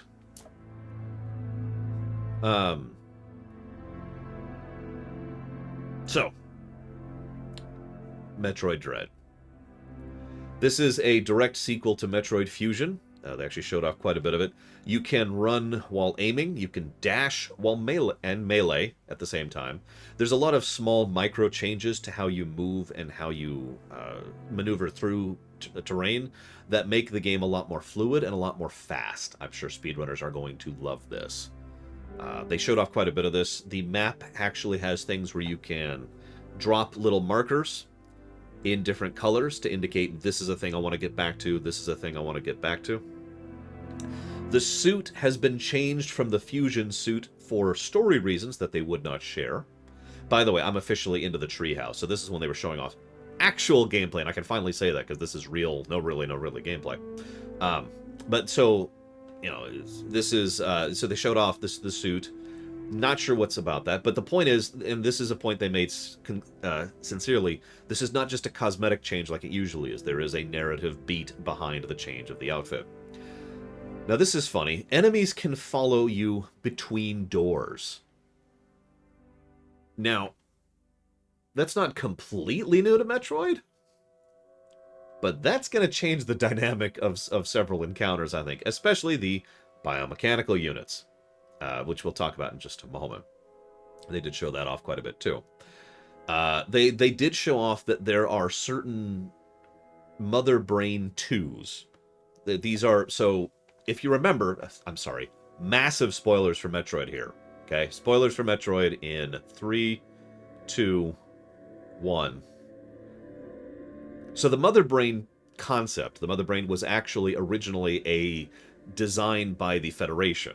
They were actually trying to design this as a way to make a device, a supercomputer, that would run their facilities and their ships and all that stuff for them, right? It's just that the space pirates managed to grab one, and that became the Mother Brain from Metroid 1 and Super Metroid. And other M. So, these things are the next iteration on that. These are the Mother Brain 2s, and the Federation is still using them. And these things, there's other bits of this that they didn't share, of course, we can speculate all we want. However, gameplay-wise, anytime you encounter a Mother Brain 2, you get a temporary buff from it. It unlocks the Omega Cannon. The Omega Cannon has 1 ammo, and it has a charge time. However, the Omega Cannon can kill the Megabots. Now, the way they talked about it, the Omega Cannon is the only thing that can kill the Omega Bots, the Death Bots. So, I'm not 100% sure what happens if you fail, but this is probably a good time as any to talk about death mechanics. So it is substantially easier to die in this than it has been in most Metroid games I've ever seen, and I've played them all. The thing is, the game also has an almost aggressive autosave. Now, the woman who was playing actually died several times during the showcase, and each time, and I was paying very careful attention to this, the most she ever went back was 2 doors. And that was a case when she was in an encounter region. So she went back to this door over here, entered the, like the foyer zone, the foyer room, and then entered the encounter area where she was at, right? That kind of a thing. So you can die, and probably will die frequently, because here's the thing. You remember those Megabots? Anytime they catch you, they kill you. The end. Now, I'm not sure what I think about that.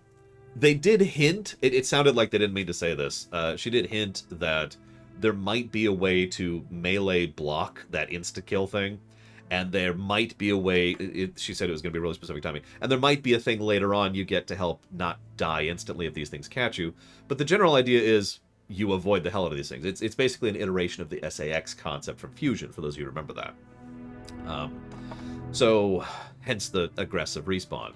So I'm guessing if you get an Omega Cannon, and you go to kill one of the Megabots, and you fail, what you do is you go back a few rooms, and then you try again. That's my presumption. They didn't show that off, because she successfully killed the sucker. A few other things. There is a substantially larger amount of story emphasis. In fact, during the showcase, they kept pausing they kept basically switching the stream away from the gameplay so they could hide the cutscene, and then they would pull it back when they had finished the cutscene, because they really don't want to spoil any of that, which I'm in favor of. We did, however, find out, and this felt like a slip, that Adam is back, the Adam AI, and he is someone we'll be talking to throughout this game. That's all we know about that. Except for the fact that there was an interview that they released later where they said, don't worry, you're not taking orders from Adam. Not sure why they felt the need to say that, but whatever. Let's see, a couple other things really quick. 3 last tidbits about Metroid Dread. First of all, this is very Zelda-y. The manner in which you kill someone changes their drops. So you can kill them with melee, you can kill them with a dash melee, you can kill them with a move, you can kill them with a missile, etc., etc. The manner of killing changes the drops. Now, anybody familiar with Metroid knows that that's not exclusive to the Metroid series in general, but I thought I'd mention it because we have more methods of killing than we ever have before. At least with regards to a Metroid game. Cutscene. Now, this is funny. Cutscenes are skippable. They actually showed off that you can skip cutscenes. I just wanted to comment on that, because I think I'm the only person in the world who actually cares about that. But then we cut to one other thing. They did not skip several cutscenes, non-dialogue cutscenes, and they are pulling something that I am actually 100% in favor of. And that is the fact that Samus is being characterized in animation. They're doing the Doom 4 thing, put simply.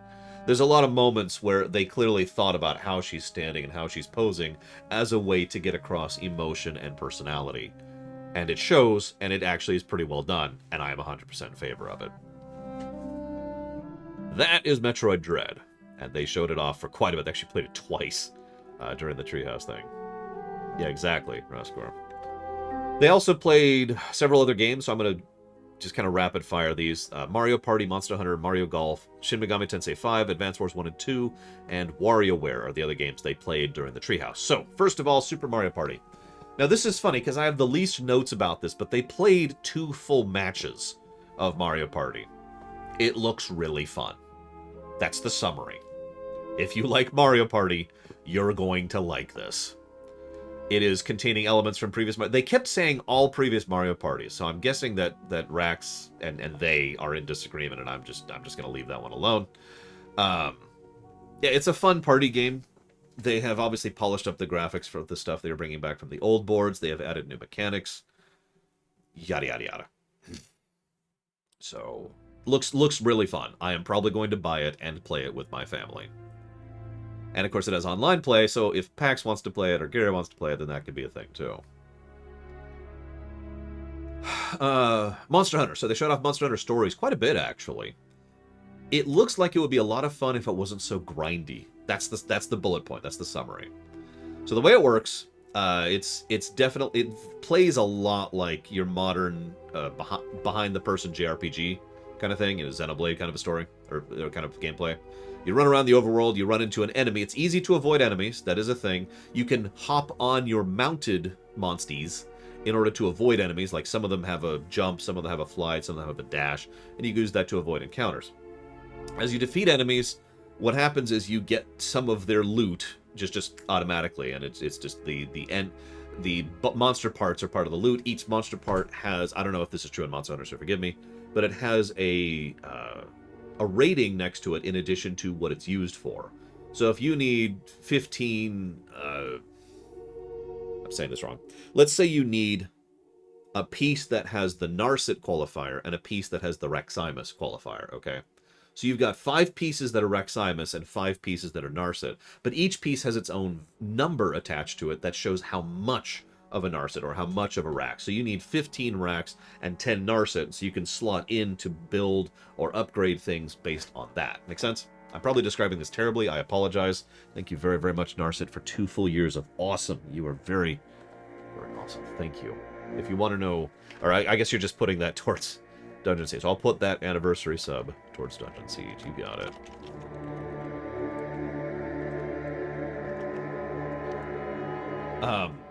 So the crafting looks kind of cool, and the upgrading looks kind of cool. You can also... So, the combat looks weird. So it's it's Final Fantasy III style. Now, that's a variant on turn-based. So, there's... Yeah, I feel like I said that recently, Narset, but whatever. Everything's frozen until you take actions. And then once you select your actions, everyone goes at the same time. And then you do the next turn. That's what I mean by the FF3 style turn-based. You don't get to control your party. You do get to see who they're going to attack and what they're going to attack with, but you don't get to control your party unless you've raised the happiness with a particular monstie. If you've raised their monstie, then you can give them specific commands. Otherwise, the only person you can control is yourself. If 2 people target each other, just like this, then what ends up happening is there is a roll-off, basically. And so this is determined by the elements that they're using and the damage they're using. So if I'm using fire and you're using ice, then I'm going to beat you. However, if my fire is substantially weaker than your ice, you're still going to beat me. In a what do you call this? There's a term for this. In a contest, in an attack contest like this, whoever wins the contest is the only one who gets their turn. The other person doesn't go at all. Sounds right? The HUD shows off which kind of moves are good. It's good. It's a good HUD. You can change voice acting between English or Japanese as a toggle on the fly. This is when they mentioned the Monster Hunters versus the Monster Riders thing I mentioned earlier. In the cutscene, someone mistakes you for your dead grandfather because your eyes look the same. Anime. And I think that's mostly it. I mentioned the grind. So in the game that they showed off, and they showed off quite a bit of it, this person's like, all right, I'm going to do this and this and this and this and this and this. And then she goes to the boss, and she's like, okay, because I haven't done... She didn't say the word grind, but what she meant was, because I haven't grinded, I have no chance to defeat this boss. Excuse me. And the fact that it's just kind of built into it like that kind of makes me go, eh. And I've talked with a few friends about it, and apparently that's just kind of a Monster Hunter thing. Spend a while, fight boss. I keep screwing that up. So, whatever. Monster Hunter Stories 2. Moving on. Then Mario Golf was shown off. Now, I've been burned before by this. You remember the Mario Tennis Aces debacle? God, that was a terrible game. I didn't even beat it. Mario Golf looks pretty good. Now, first of all, they did show off the golfing itself. It's golf. They also showed off 2 other aspects of it. The first, I'll talk about the multiplayer thing first. They showed off speed golf. Now, speed golf looks actually pretty fun. It is a versus situation. The way it works is all 4 of you, up to 4 of you, 2 to 4, are all playing golf rapid fire with no turns and no nothing all at the same time, and it's a race. Get to the green. And it looked hectic and fun and interesting. And I don't know what else to add to that. It was just... And you could see the other people, too. You could see the others as they're, trying to get their ball up there really quickly. But the thing that really caught my attention, and the reason why I say it looks decent, is they had this adventure mode thing. Now, unlike Mario Tennis Aces, which had, a match, and then a match, and then a match, like a mission-based Mario 3 style thing, in this case, you have actual zones that you walk through. Like, there's this golfing area, and you can walk through it, talk to the NPCs, buy upgrades, and just have... It's Golf Story. It looks like Golf Story. You remember that on the Switch? I think it's on other things, too. I talked about it. It's actually... It's the golf RPG. It looks like that. And there's cutscenes, and there's bosses, but unlike Mario Tennis Aces, the bosses actually look like bosses, as opposed to weird gimmicky things. Like, for example, the one boss that they showed off proper was this... Phoenix, for lack of a better way to call it. and it's just baking the course as you're going through it, and your job is to get the ball up to the Phoenix and then smack the Phoenix with the ball as you're trying to essentially just play golf. And once you do that, Wario and Waluigi show up, and they're awesome. I love their outfits. It looks like it might actually be okay. Fingers crossed. Then they showed off Shin Megami Tensei 5. Now, I actually have the least to say about this, not because I'm not interested in SMT, but because it's Shin Megami Tensei. Like, everything they showed off was clearly for people who've never played the franchise before, which is fine. But, you know, they have the same press turn system, which is from Persona 5 and other SMT games. They show the weakness HUD is almost copy-paste from the Persona 5 thing. You can still negotiate with the various demons to get them to join your side. You can still avoid the enemies on the overworld. They really went into detail as if you've never played an SMT game before, and it's all the basic stuff. Nothing new to add there, with one possible exception. Now, I don't remember if this was an SMT4. But the one thing they showed that was new is the idea that when you level up, you get points to distribute, Diablo 2 style. So rather than just automatically getting stronger, you have to allocate your points, and you can allocate your points wherever you want to when you level up. I don't know if the SMT series has done that before, but that looked like the only new thing to me. Then they showed off Advance Wars 1+2. This is a remaster. Let's just be very, very clear. Okay, so apparently I was in Nocturne. I've actually played Nocturne too. This is a remaster, to be 100% clear. They keep using the word remake, and I wrote down the exact quote. It's the same gameplay, but new visuals and characters. Yeah. Anyways, it does still look quite good. It does still look quite fun. It still looks like Advance Wars. I really don't know what else to add to that. I'm sorry. It's awesome, but it is just a remaster. So, moving on. And then we have WarioWare. Now, they showed off WarioWare kind of briefly. I say kind of briefly. They actually did 2 full matches of WarioWare. But the thing is, they're called microgames for a freaking reason. Each minigame was close to 5 seconds long. Now, I haven't played a WarioWare game in a while, but I don't remember them being quite that rapid fire. Nevertheless, it looks really fun, legitimately. The 2-player co-op mode things, the minigames for... So, when you do a 2-player co-op mode, they actually give you a different bundle of minigames to pull from, specifically designed around the idea of having 2 players. Like, you have to shoot this way, and then you have to shoot this way, and then you have to shoot this way in time in order to balance the thing out properly. Stuff like that. Yeah, no, it looks legit, and it looks fun, especially to play with a friend. Again, that's probably something I'll buy to play with my niece. And that's actually it for the Nintendo conference.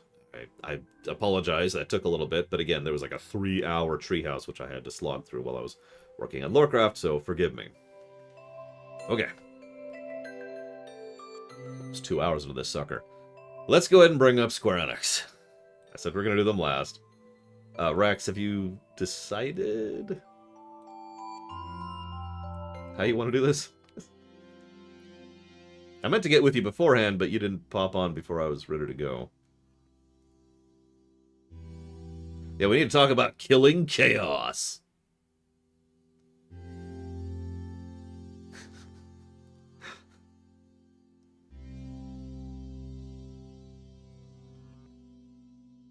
Okay, so hang on. Do you want visual or visual audio, or how do you want this? Totally a professional streamer here.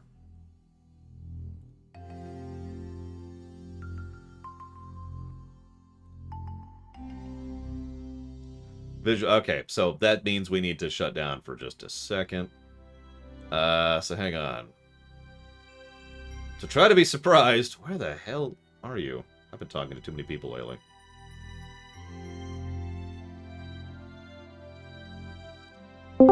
There we go.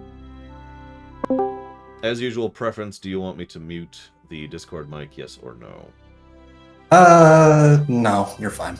Okay. I've just muted your stream. That works. Alright, so now I've got to do some things to readdress, so please forgive me. It's going to take me a moment to get him in here. Get his logo here. Get rid of that.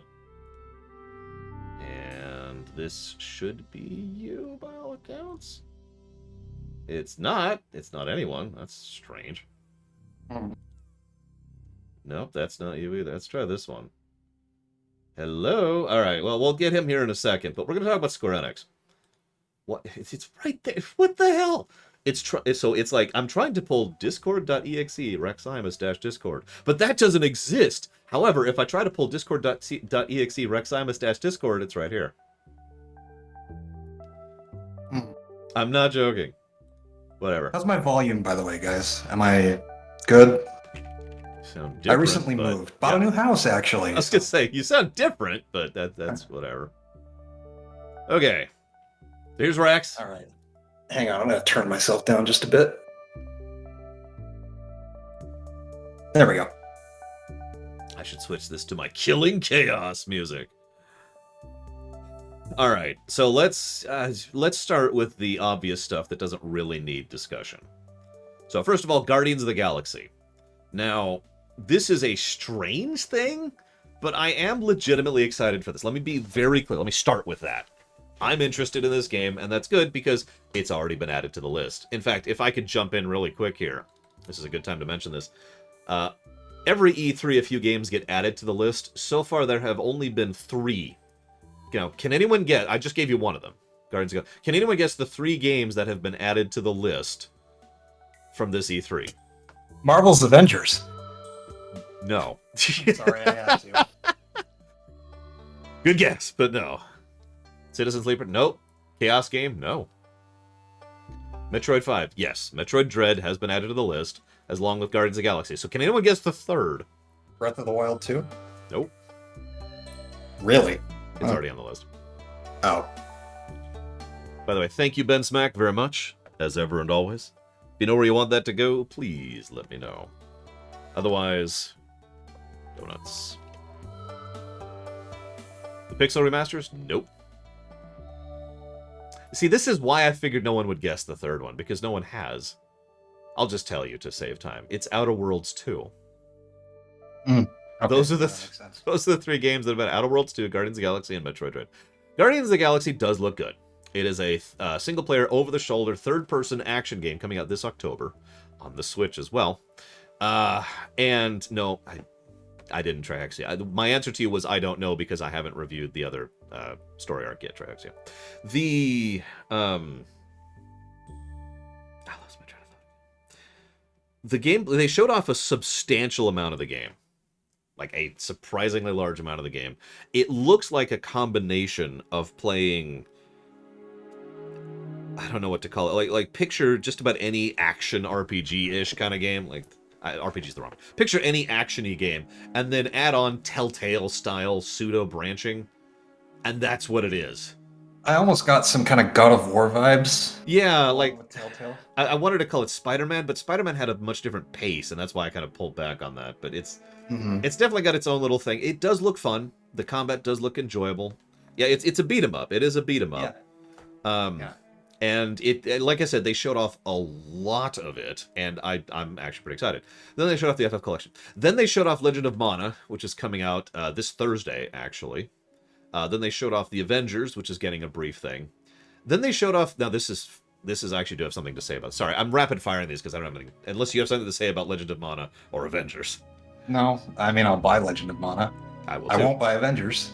There you go. I already have. So then they showed off Babylon's Fall. Now, this is not actually an announcement. They announced this either last year or the year before, I forget which. It is a Platinum Games game. It's Platinum Games. It's the same thing they always do. And I'm like, okay, this looks weird and kind of strange and a little bit... As they were going through it, they're like, this is going to be... Their terminology, I forget the word choice, I should have written it down. Their terminology made me think that what they were describing was a procedurally generated roguelite kind of a thing, or a go do random missions kind of a thing. And I'm just sitting here like, that's strange, but I'm probably just misunderstanding them. Then they said the words live service. Live service. So I was really interested in Babylon's Fall right up until that point. Yep. Nope. that's we're noping right out of that one. Yeah. Then they showed off Life is Strange, and I've actually already talked about these kind of, but in brief, they showed off Life is Strange as getting a remaster because I don't know why. Speaking as someone who is hugely in favor of remasters, I don't get why this game that's like 3 years old is getting a remaster. It's getting a Switch port. It's getting a Switch port, which is news. The remaster isn't. Unless they needed to do the remaster for the Switch port, which is possible. I will admit, graphically, it doesn't look better. In fact, arguably, it looks worse in several of the comparisons. So this is definitely a hardly different thing. You remember that, FF10? Anyways. Then they showed off Life is Strange 3, True Colors, in which empathy is a superpower. Okay, in all honesty, Life is Strange 3 looks legit. You have the superpower, so the metaphysical thing in this one is that you can sense other people's emotions and, this is the important part, affect them. Like you can drain someone's anger, or you could try to jump into their mind and do something about it. And that actually does sound kind of legit, the way they showcased it. So, I'm actually interested in that. We'll see. And I'm actually a fan of the series, so I'll probably pick that up at some point. I'm not a fan or against it, personally, so I'm just kind of in the middle there. But like I said, this one looks cool. I'm with you. And then they showed off some other game, and I think that's everything. Now, the two big things. Everyone, I'm going to put a separate timestamp here, even for this. The two big things, right? The FF Collection and Stranger of Paradise. Now, let's hit FF Collection first. Now, I know you have a prepped thing here, so I'm going to go quiet. Yesterday, I saw a video by Pro Jared reacting to this Square Enix conference. And he said, I forget exactly what he said, but for the most part, he said he doesn't see the point in this collection existing. Now, for those of you not in the know, I'm going to have you do something really quick. Go look up how much the GBA copies of the Final Fantasy 1 through 6 collection are. I'll wait. 4, 5, and 6 are the big ones, but this also affects 1 and 2. Yes. Otherwise, for accessibility purposes, what have we got? We've got the PS1 Classic versions, which pretty good aside from some load times on 4, 5, and 6. And we've got the mobile ports, / the Steam ports. And I don't even think I need to say anything about how bad those are. I mean, they're serviceable, but they're also as good as we've had for a long time. Thing is, Dakota, I'm talking about an official capacity. Because... yeah, legal.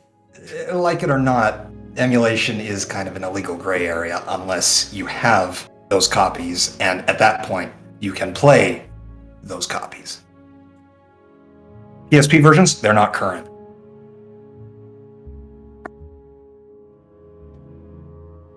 But when I started to look into these specific ports, I saw a fairly faithful recreation of the SNES art style. FF5 The sprites are a little bit iffy, but oh, I should pull up the graphic. My graphic. That I threw together. Yeah, definitely do that so people can see a comparison. We're getting a completely from the ground up version of Final Fantasy III, which I think is, I mean, that's news in and of itself, in my opinion.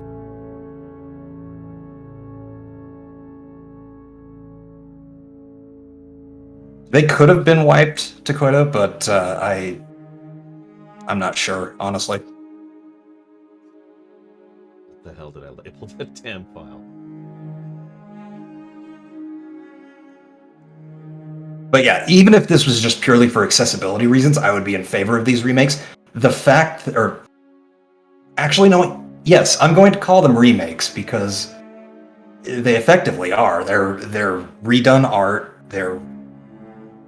They've redone Final Fantasy III in its entirety.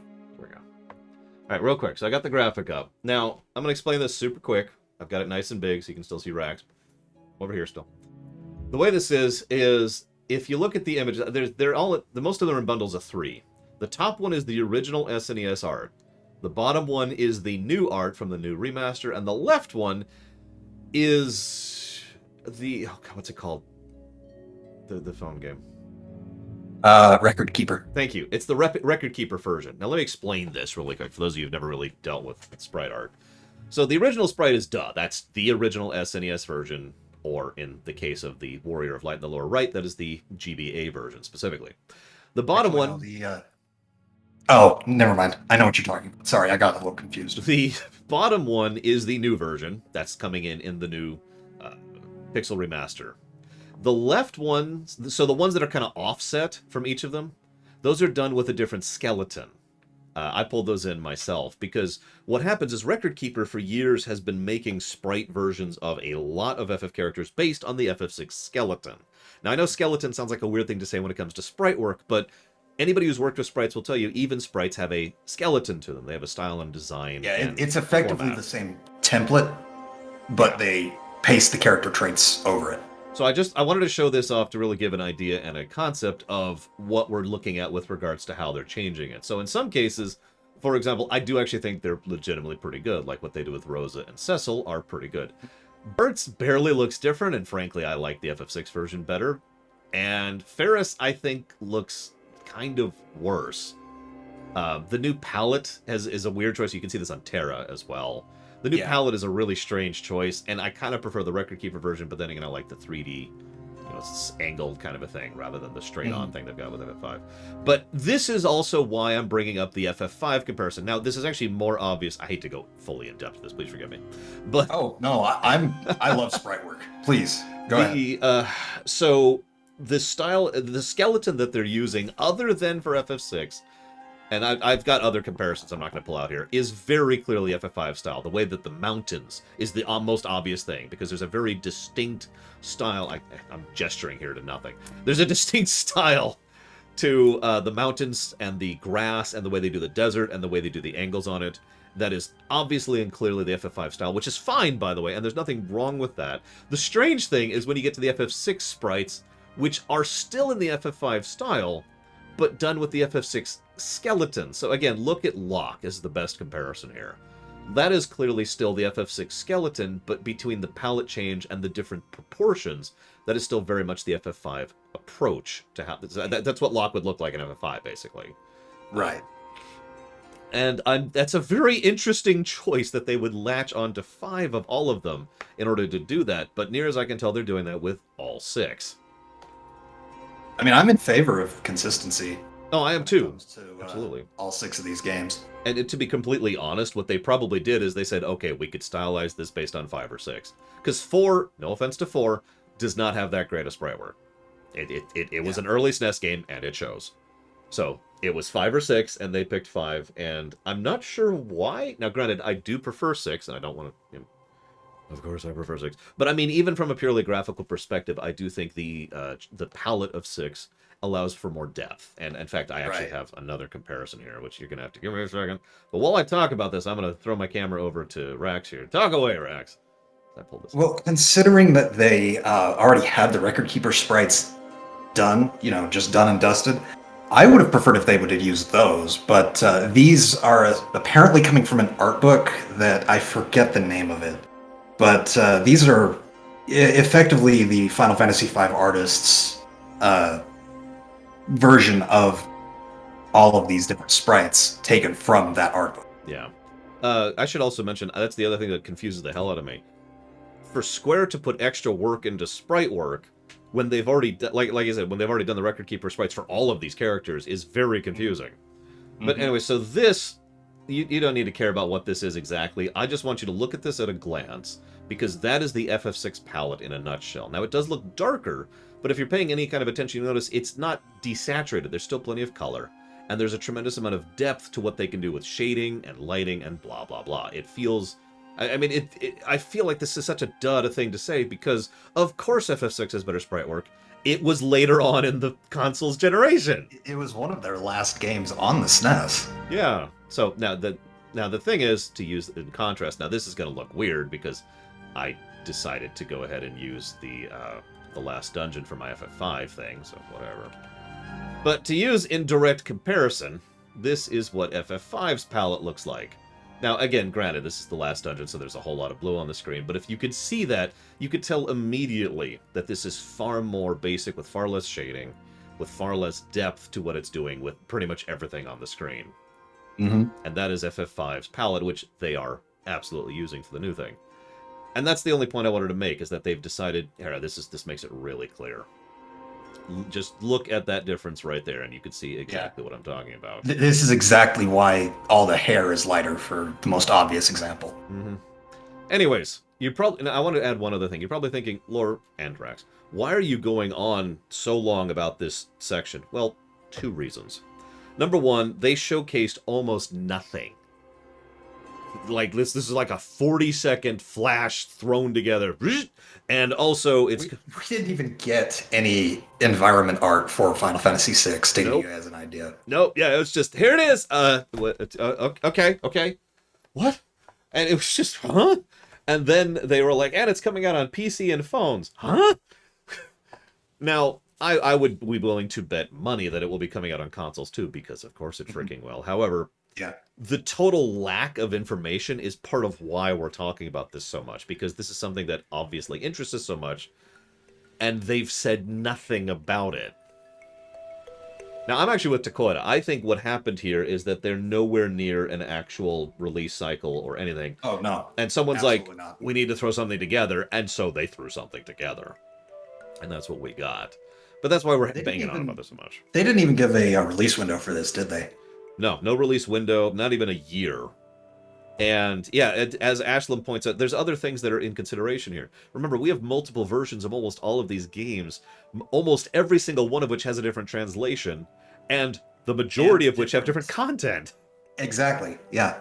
And when I say different content, I want to be clear. So we've got, just use FF4, which is the best example. We've got FF4 on the SNES, okay. Then we've got FF4 on the GBA. That adds a new dungeon, new character stuff, and has a different translation. Then we have FF4 on the PSP. I don't remember if it has the same dungeons. Same version as the GBA, just different sprite work. But it also has different translation. Then we have FF4 on the DS, which is obviously completely different and has completely different cutscenes. None of the extra stuff from these 2 versions, but all new, completely new stuff, in addition to the completely different translation. So which version are we getting? What I'm hoping for is that these effectively become the definitive versions of each game. Which would be great, because to date, arguably, we don't really have a definitive version of most of these. Not really. We talked about that during my FF6 review, if you recall. Yeah. Even the GBA version has issues with color and music. Yep. So we will see. We will see. I am tentatively excited, if nothing else, even if it's the original SNES translations and all that, which, to be clear, I think would be the worst possible outcome. I highly doubt they'd do something like that. I am hopeful that at the very least we could get these could be considered ports or remasters. I honestly, if you put a gun to my head right now, I would disagree with Rax. I would say these look like remasters to me. We will see, though, because again, we don't know anything. They gave us nothing. I just hope the porting job to PC is not shoddy and half-assed like it was for the mobile ports. We'll see. Can I just say, personally and professionally, I really hate that I have to add an asterisk every time I say I'm in favor of ports. Mm-hmm. Do I need to clarify good ports? It should not need to be stated. Whatever. Anyways, but yes, so that's the FF Pixel Remasters. Woo! Yes. How could I forget about the Wonder Swan versions of the games? Yeah. Who said that so we can shoot them? Valerian. All right, so now that that's done. But that is it. 40 seconds. I should say one other thing really quick here before I let Rax answer that question. I love the fact that the overwhelming majority of FF people I know, both in social media, in Reddit threads, and just on my own Discord and people I know, are all constantly talking about the FF Pixel Remasters and not really talking about the other game. Something about that in a very petty way just really amuses me. All right, go ahead and answer the question, Rex. So my opinion on the Nintendo conference, it was the best one out of them. Just straight up. I don't really have much else to say. All the games look pretty good. So, let's talk about Final Fantasy Edge. Now, oh my god, this game. Let's start with the bad. I think that's a good move. Let's start with the trailer. Go ahead. The trailer, let me be very clear about it. Let me drop jokes. Let me drop everything for a second. The trailer was garbage. This is something... most of you know that I've actually studied trailers because that was part of my job for a while until I decided I wasn't going to do this anymore because trailers just were so terrible. I was just sick of it. But this is kind of what I'm talking about. This is almost textbook how not to do a trailer. So let's go down the list, shall we? First of all, let's get the obvious thing out of the way. Chaos! We need to kill chaos. It's not a hope or a dream. It's like a hunger or a thirst. That's an actual line from this trailer and from the thing. What? It's... What's this? Now...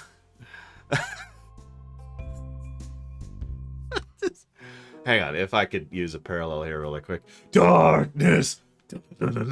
No parents! Now, so they said chaos multiple times in the trailer. I counted 7 times. Apparently I missed 7. one. But 8, I guess. It's 7 or 8, but that's still way too damned many. And the worst part was they kept doing it. So there's a thing when it comes to writing. Forgive me for getting into specifics here for just a second. Repetition is a tool when it comes to writing. And this tool needs to be something that you use very carefully and precisely. So if you're going to do a repeated word or repeated beat when it comes to your language, you need to do it in a way that emphasizes something. And if you do that, you need to use it in the amount it needs to be used in. Generally in bundles of 2. Occasionally you go up to 3. You very rarely go past 3 into 7. Now, hang on. I'm not done bashing this because the other thing is proximity. I mentioned the rule of 3 earlier. If I was to... Let me use a direct comparison. If I was covering an episode of Star Trek. An episode of Star Trek is 44 minutes long. Across that episode, if you're going to use a deliberate repetition thing, the generally accepted thing is you do it 3 times, 1 in the beginning, 1 somewhere in the middle, and 1 at the end. And that helps to anchor the episode across this repetition, kind of cohesing the whole thing together. This is closer to a 1.5-minute trailer with it being used 7 times. So too much repetition, bad usage of repetition, and too close of proximity in terms of repetition. Forgive me for going in depth here, but, you know... That's the first problem. The second problem is the graphics. Now, I have seen more of the actual graphics in the demo, but to be perfectly blunt, even in the demo, the graphics look boring to me. They look like early PS2 generic gritty gray. Now, this is one area in one section of the game. It's the only part they've shown, so I'm hesitant to judge the game based on that. But remember, I'm only talking about the trailer. And if you're going to show across your entire trailer dark, generic, gritty gray, well, I think I've made my point. Then there's the dialogue. This is brilliant. Because the thing is, this is actually, in my opinion, the worst aspect of the trailer. There's a scene, which actually is in the thing. In fact, actually, let's see if I can pull it up here, because I do have some random... Are you talking about the part where they meet Garland? Yeah. There's a bit of dialogue here. Oh, that's where the fight is actually starting. Hang on, let me rewind it back. Sorry about the noise. And the dialogue here is legitimately nonsensical. It feels like, well, to be perfectly blunt, this is a first or second draft. The problem is it probably isn't because this is voice acted. And I know you may be like, what's that have to do with anything? If you get to the point of someone actually sitting down and voice acting a line, that's usually like the 9th draft.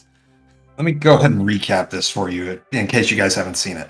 So it starts off, they approach Garland's throne in the Chaos Shrine, and we hear Princess Sarah's monologue. You know, he had gleaming armor, but a terrifying helmet, you know. And the pink-haired one, the one that looks like Prompto, it's Garland. And the main one, Jack, I think is his name. Yes. Chaos. What? Hey, hang on. I'm actually going to play the scene here, because I've got it from Ash. Thank you, Ashland, for the footage. I'm not going to show it right now. Oh, I actually already have, Ashland. It's the only part of the whole video I've actually watched front to back. Yeah, let me pause my music here. Chaos. No. I am to become him. And who are you? We're here to kill chaos. The prophecy's very own warriors of light. Really?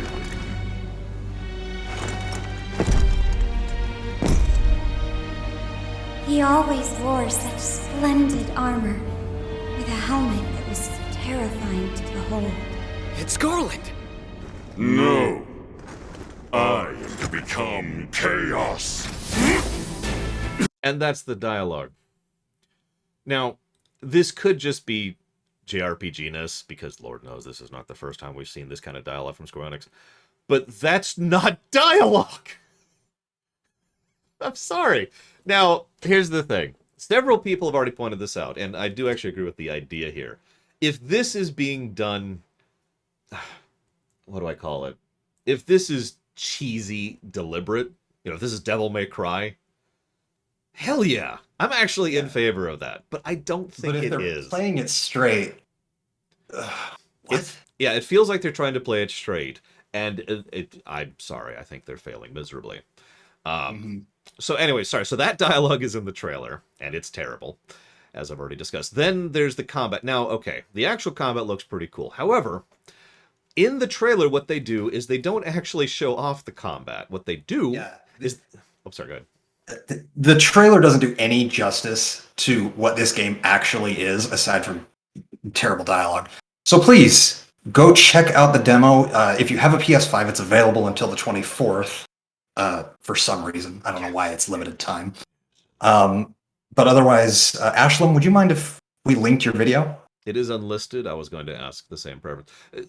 To cover this really quick, to make this clear, the combat shown in the trailer emphasizes the kill animations rather than the combat, and it doesn't show off any of the depth that could or may exist there. And I actually wrote down a few specific things that usually show up in this kind of third-person action combat. Animation canceling, reverse framing, parry timing, blocking, comboing abilities, swapping on the fly. All of the stuff that makes depth to a combat is not shown at all. This actually also, sorry for interrupting, but this actually also has the control from Devil May Cry where you can tilt back or forward on the stick. Mm-hmm. And so, and I mentioned that because, again, based on everything I've heard, the actual gameplay is legit. Mm-hmm.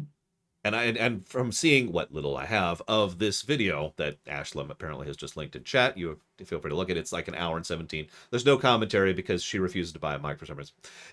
It looks like it's actually fun. Now, this is, I looked into this is the Neo team, specifically of Team Ninja. So anybody who's played Neo, you've probably already got an idea where this is going. But it also... They did fix the demo, by the way, Pika. Yes, the demo is now available and playable and all that fun stuff. But yeah, there is a wonderful amount of complexity to the jobs and upgrading the jobs and different weapons with different jobs give you different abilities, and there's like a temporary thing you get depending on like enemies you kill, sort of a pseudo blue magic thing, and you can upgrade, and you can be magic focused or you can be melee focused. There's all sorts of depth there, which obviously I can't judge. I haven't played it myself, but it sounds like it's awesome. And again, none of that is in the trailer. Hang on, I'm not done screwing up with pissing off in the trailer. So, no, you're fine. Go ahead. The next thing is the story beats. Now, when it comes to trailer design, you almost never show things linearly because you're trying to get across a specific narrative within the trailer. It's the exact same mentality that goes into documentary construction for those of you who study that. So, in this case, however, was showed the entire trailer linearly. Yeah, that's the problem.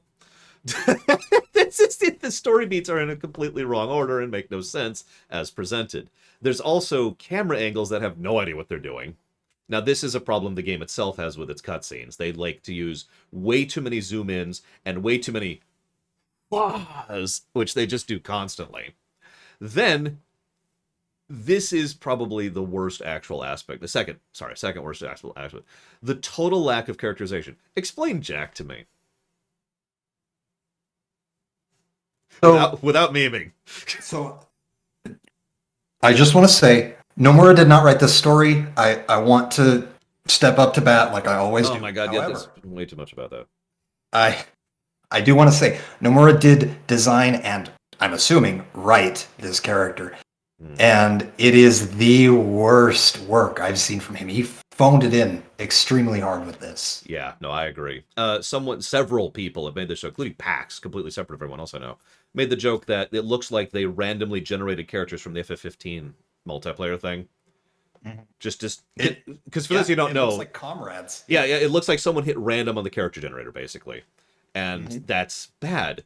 And hang on, there's actually, this even gets worse. Obviously, the characterization is kind of lacking for all three characters. But even visually, the characters don't look interesting, and that's because they're wearing their bog standard generic outfits.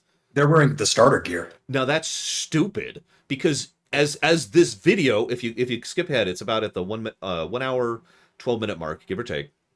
If you skip ahead that far, you'll see that same cutscene that's in the trailer, except they're wearing armor.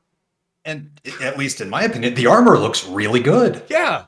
So when doing the trailer, they could have had, when capturing the footage for that scene, they could have had him be in the warrior suit or the mage suit or whatever the hell they wanted to do, and instead they deliberately didn't. Now, you're probably thinking, Lore, why are you banging on about this? First of all, they showed the trailer in the worst outfit possible. Second of all, a trailer's supposed to show off the game. And so what you could have done is for each of these scenes, as he's going through, not showing off the combat, you could have had in each scene him being in a different job's armor, thereby visually immediately indicating that there's a job system. The trailer didn't even indicate that there's a job system. There are actual ability trees that they don't show up at the trailer. And one final complaint, and then I swear I'll stop talking about the trailer. Characters, just earlier, just like an hour ago, I talked about Metroid Dread and how they characterized Samus without a word of dialogue. There's another example of that. That's the better example. But there's another example, and that is Mario plus Rabbids Sparks of Hope, in which they managed to characterize the new characters, again, without a word of dialogue, better than this trailer managed to characterize any of these three characters. Because all we know is that Jack is angry for some frickin' reason, and the one guy is kind of flippant, and the other guy is stoic, and that's it. No animation characterization, no dialogue characterization, no tonality characterization. These are three blank slates. Now, that may be the intent. I mean, this is Final Fantasy 1, kind of. That is kind of, yeah, by the way, this is an FF1 remake, for those of you who know. Or actually, honestly, FF1 Elseworlds really is the better way to phrase that. I was going to say, to call this an FF1 remake is an affront to Final Fantasy 1, yeah, so this is in my opinion. This is an FF1 Elseworlds, which, I'm in favor of Elseworlds. I like that concept. But okay, so trailer, we're done. We're good. Okay, so the actual gameplay, admittedly, I don't have as much to say about this, and that's mostly because I didn't have time to codify my notes. There's a lot to talk about the gameplay. I'm kind of hoping Rax can pick up the slack here a little bit, because I know he was going through that. I didn't prepare any notes. I'm going mostly off of memory here. Like so hang on. I've actually got this video up here. The menu looks very FF7R1. In fact, I would bet it's the same engine almost exactly. There are missions. So hang on. This is something that no one else I've seen has talked about.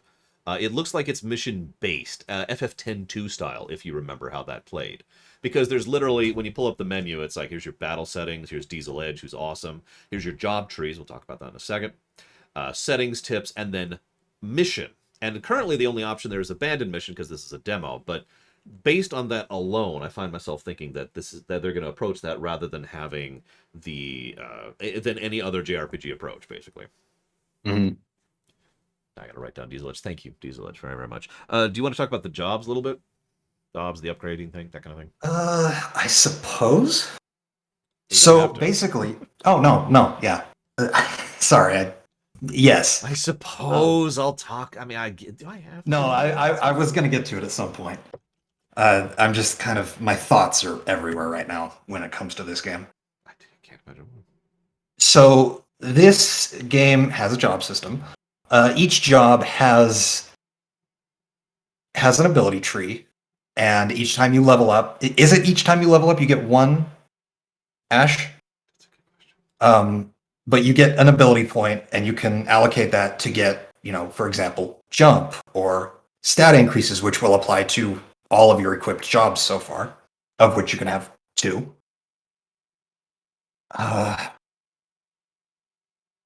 When you reach the end of sorry, let me back up a little bit. These abilities that you can get, like jump, or there was one for the warrior, I can't remember. But you can assign them to the D-pad. You can use 4 at a time. Each level up is 1 point. Thank you. When you reach the end of a job tree, you can unlock a mastered job, which has, I believe, just general improvements, but could go more in depth on that. I didn't see anything of note there.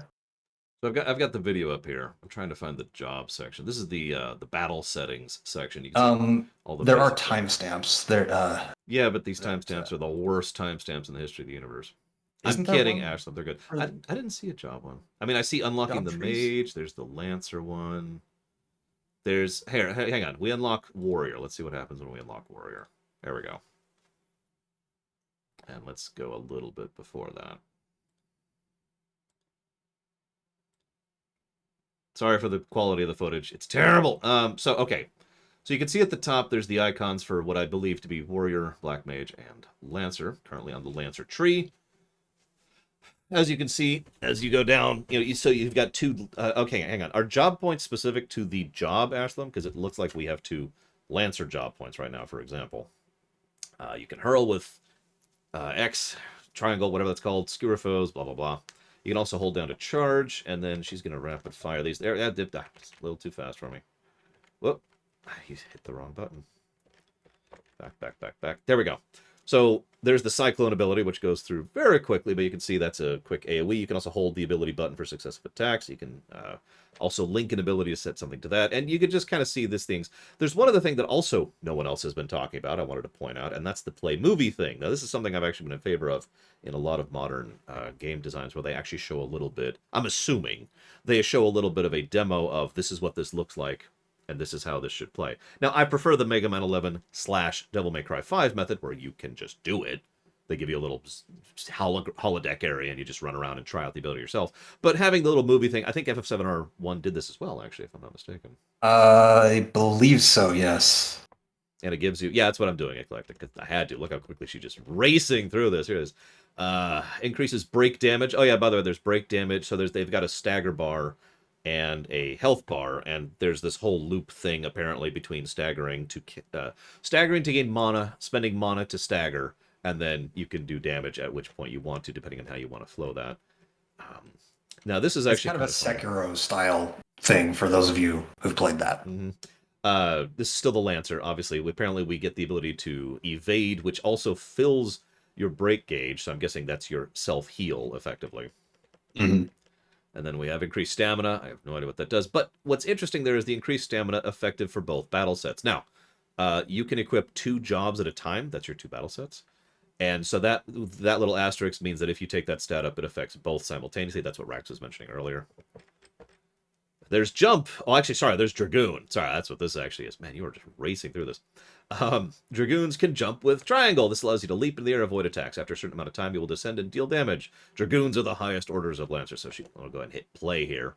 And she will not pick up that because she doesn't have enough job points. Did I hit the wrong timestamp? I might have hit the wrong timestamp. Hang on. Dragoon. There we go. The warrior timestamp. I did. My bad. So she's going to unlock Dragoon. And so, let's see what changes here. Okay, that's interesting. So she has now... This is not something I've actually heard about. So she is a level 21 Lancer and a level 1 Dragoon. That's interesting. It does show on the right there how your stats are going to change based on the swap. It is interesting that a level 1 Dragoon has higher stats for the most part than a level 21 Lancer, but that makes sense. You can see the command abilities and how they're tied to the D-pad in the lower left, by the way. I'm not sure what the instant ability is. Is that the blue magic thing? I believe so, yes. Okay. And the current halberd, which is equipped. Jack. And yeah, you can have any combination of these jobs that you want. So you could go Dragoon Lancer, you could go Dragoon Warrior, Black Mage Warrior. Yeah, for example, right now she has Black Mage, or whatever the other magic thing is, Dragoon equipped. Mm-hmm. And you could just swap with, I believe, is it triangle? No. I have no idea. I'm not sure. It looks like down, D-pad down. Ah. If I'm looking at the UI correct, which I might not be. And here's her fighting the Griffin. This is fun. I've actually seen this fight.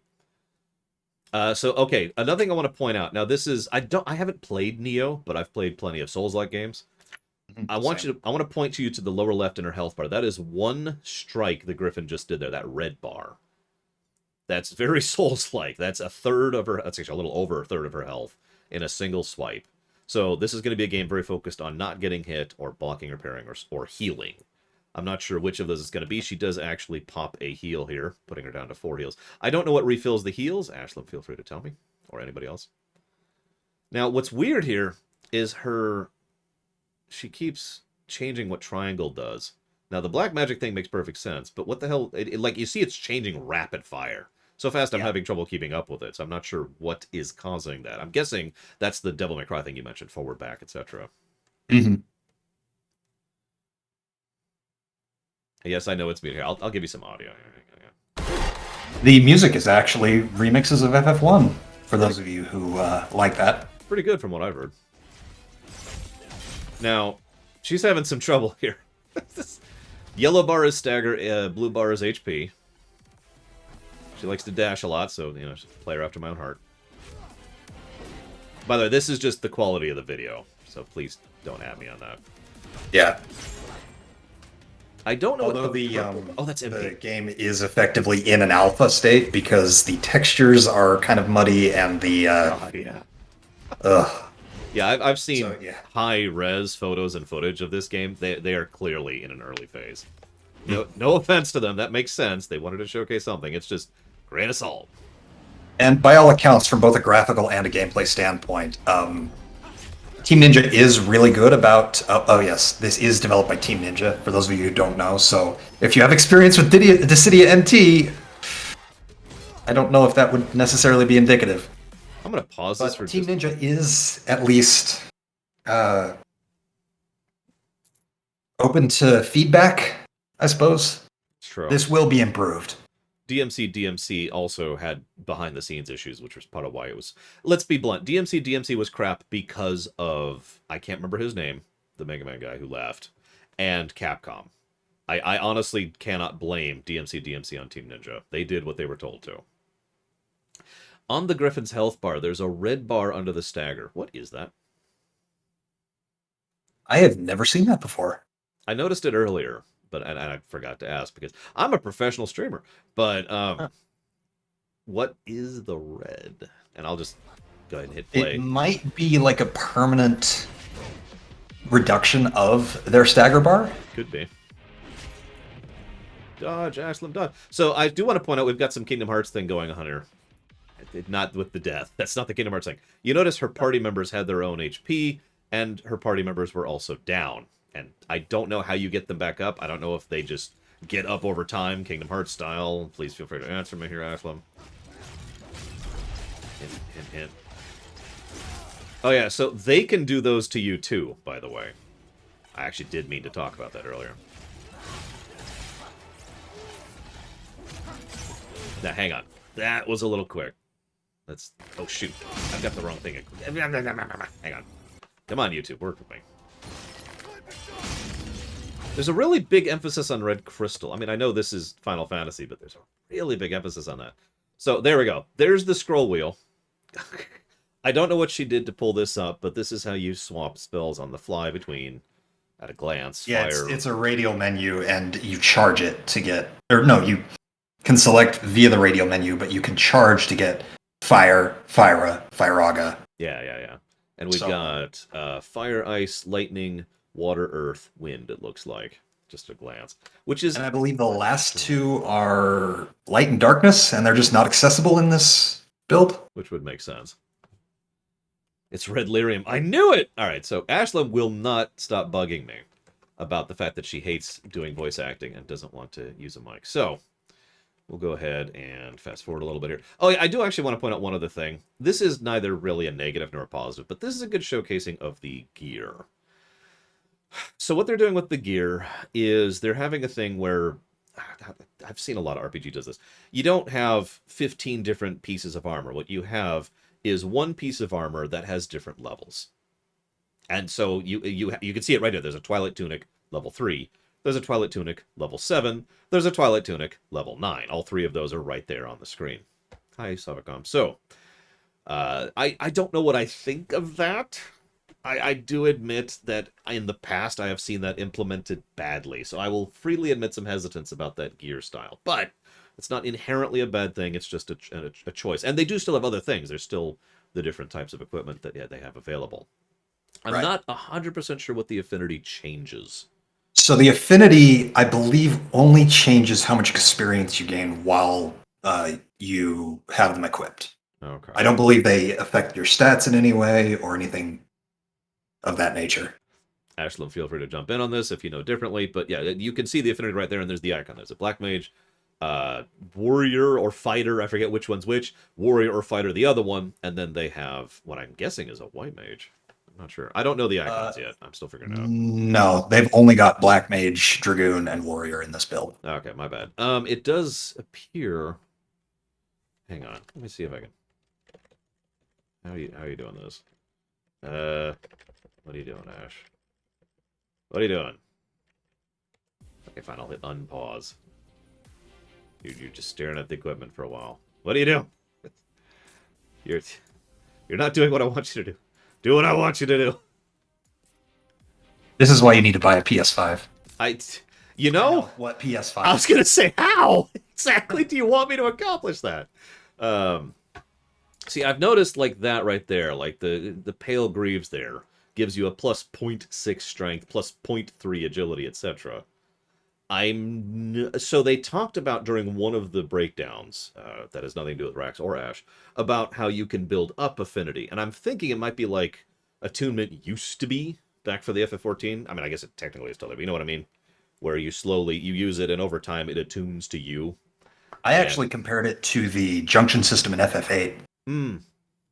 Yeah, no. So it might be something similar to that. But the point is, it is within. This is theoretical. But this is there just one neat trick, Valerian? Sorry.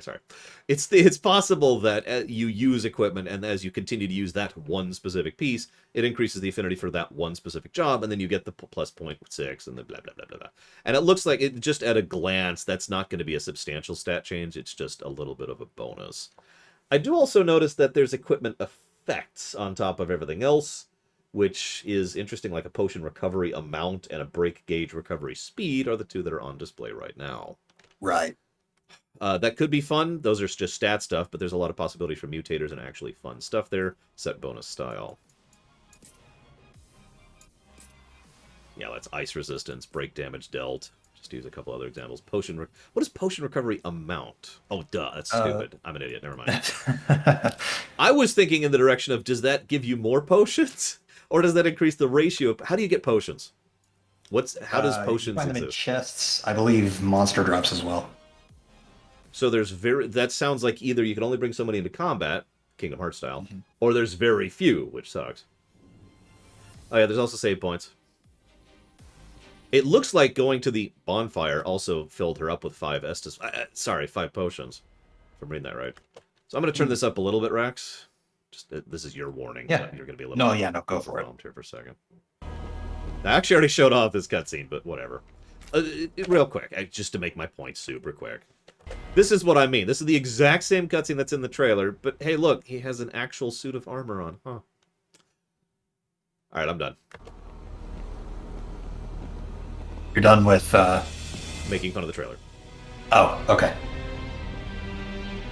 Notice they don't have any different armor. Chaos. No. I am to become. And who are you? We're here to kill Chaos. You have no idea how hard I'm struggling not to make fun of this. The prophecy's You're not the very only one. own warriors of light. Really? Even Diesel Edge is getting cut on this edge. He always wore such splendid armor, with a helmet that was terrifying to behold. It's Garland. No. I am to become chaos. Okay, so enough of that stupidity. Let's get to the actual combat. Garland hits pretty hard here. Sorry, Chaos is actually his boss name, you can see at the top there.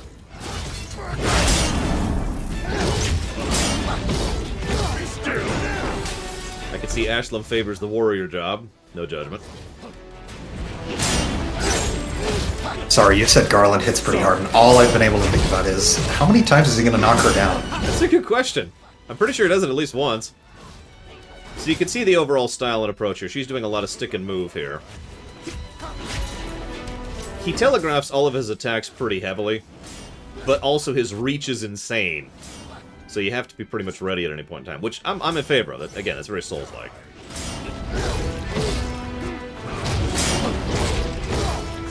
Yeah, also, she is parrying. Sorry, I should have pointed that out. She's almost staggered him here.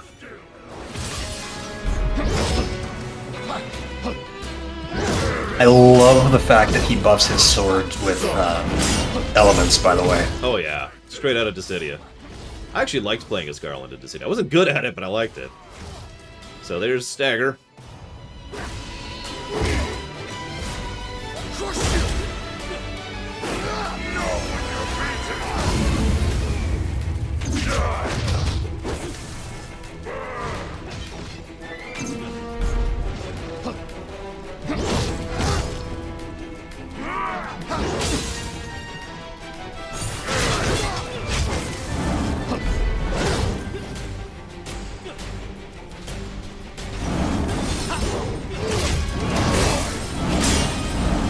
By the way, Ashlam, I'm not going to get copy-wronged for the song at the end of this, am I?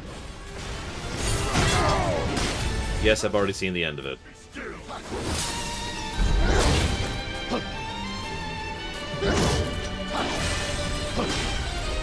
I don't think I am, but I don't remember.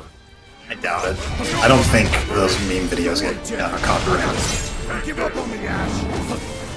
So as you can see, he's got a level 2 spell. By the way, you can see his buddies are down. I dislike the fact that there's no HUD or information anywhere of their health. Mm-hmm. That might be just because it's an alpha. I haven't heard anything about whether or not they get up or not. We might not actually know. She might not live long enough in order to judge. No offense, whether or not they get up or not. Frankly, I'm surprised there's even a party system at all. And then she dies.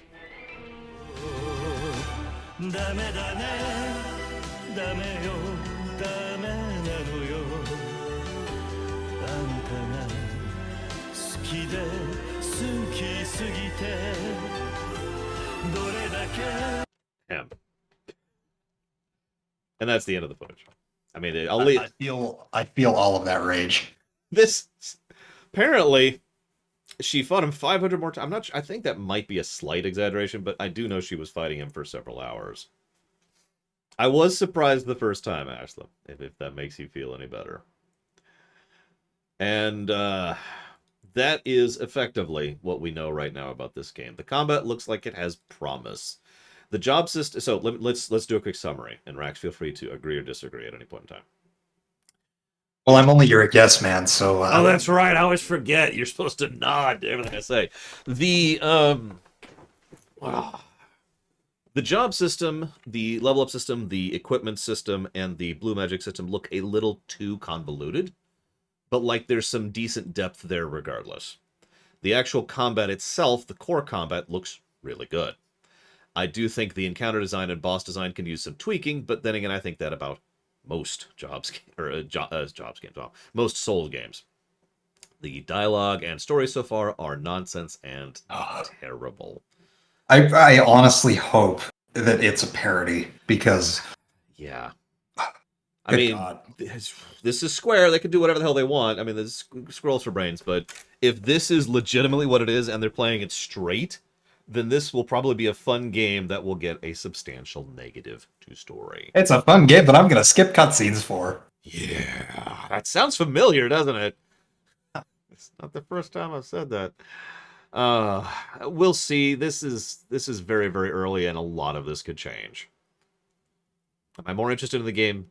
Let me be very clear about this, Colored Master Spark. I had negative interest in the game with just the trailer, because as I feel like I have made very clear, the trailer was garbage. However, having actually seen and analyzed the gameplay itself, it does look like it could be a fun game to play. Now, I will also admit, and anybody who knows me knows this, I have a bit of a colored history when it comes to Souls-like games, and I've only ever actually liked one of them ever. So it is entirely within the realm of possibility that I will not like this one just based on that and nothing else. However, it is better than I thought it was.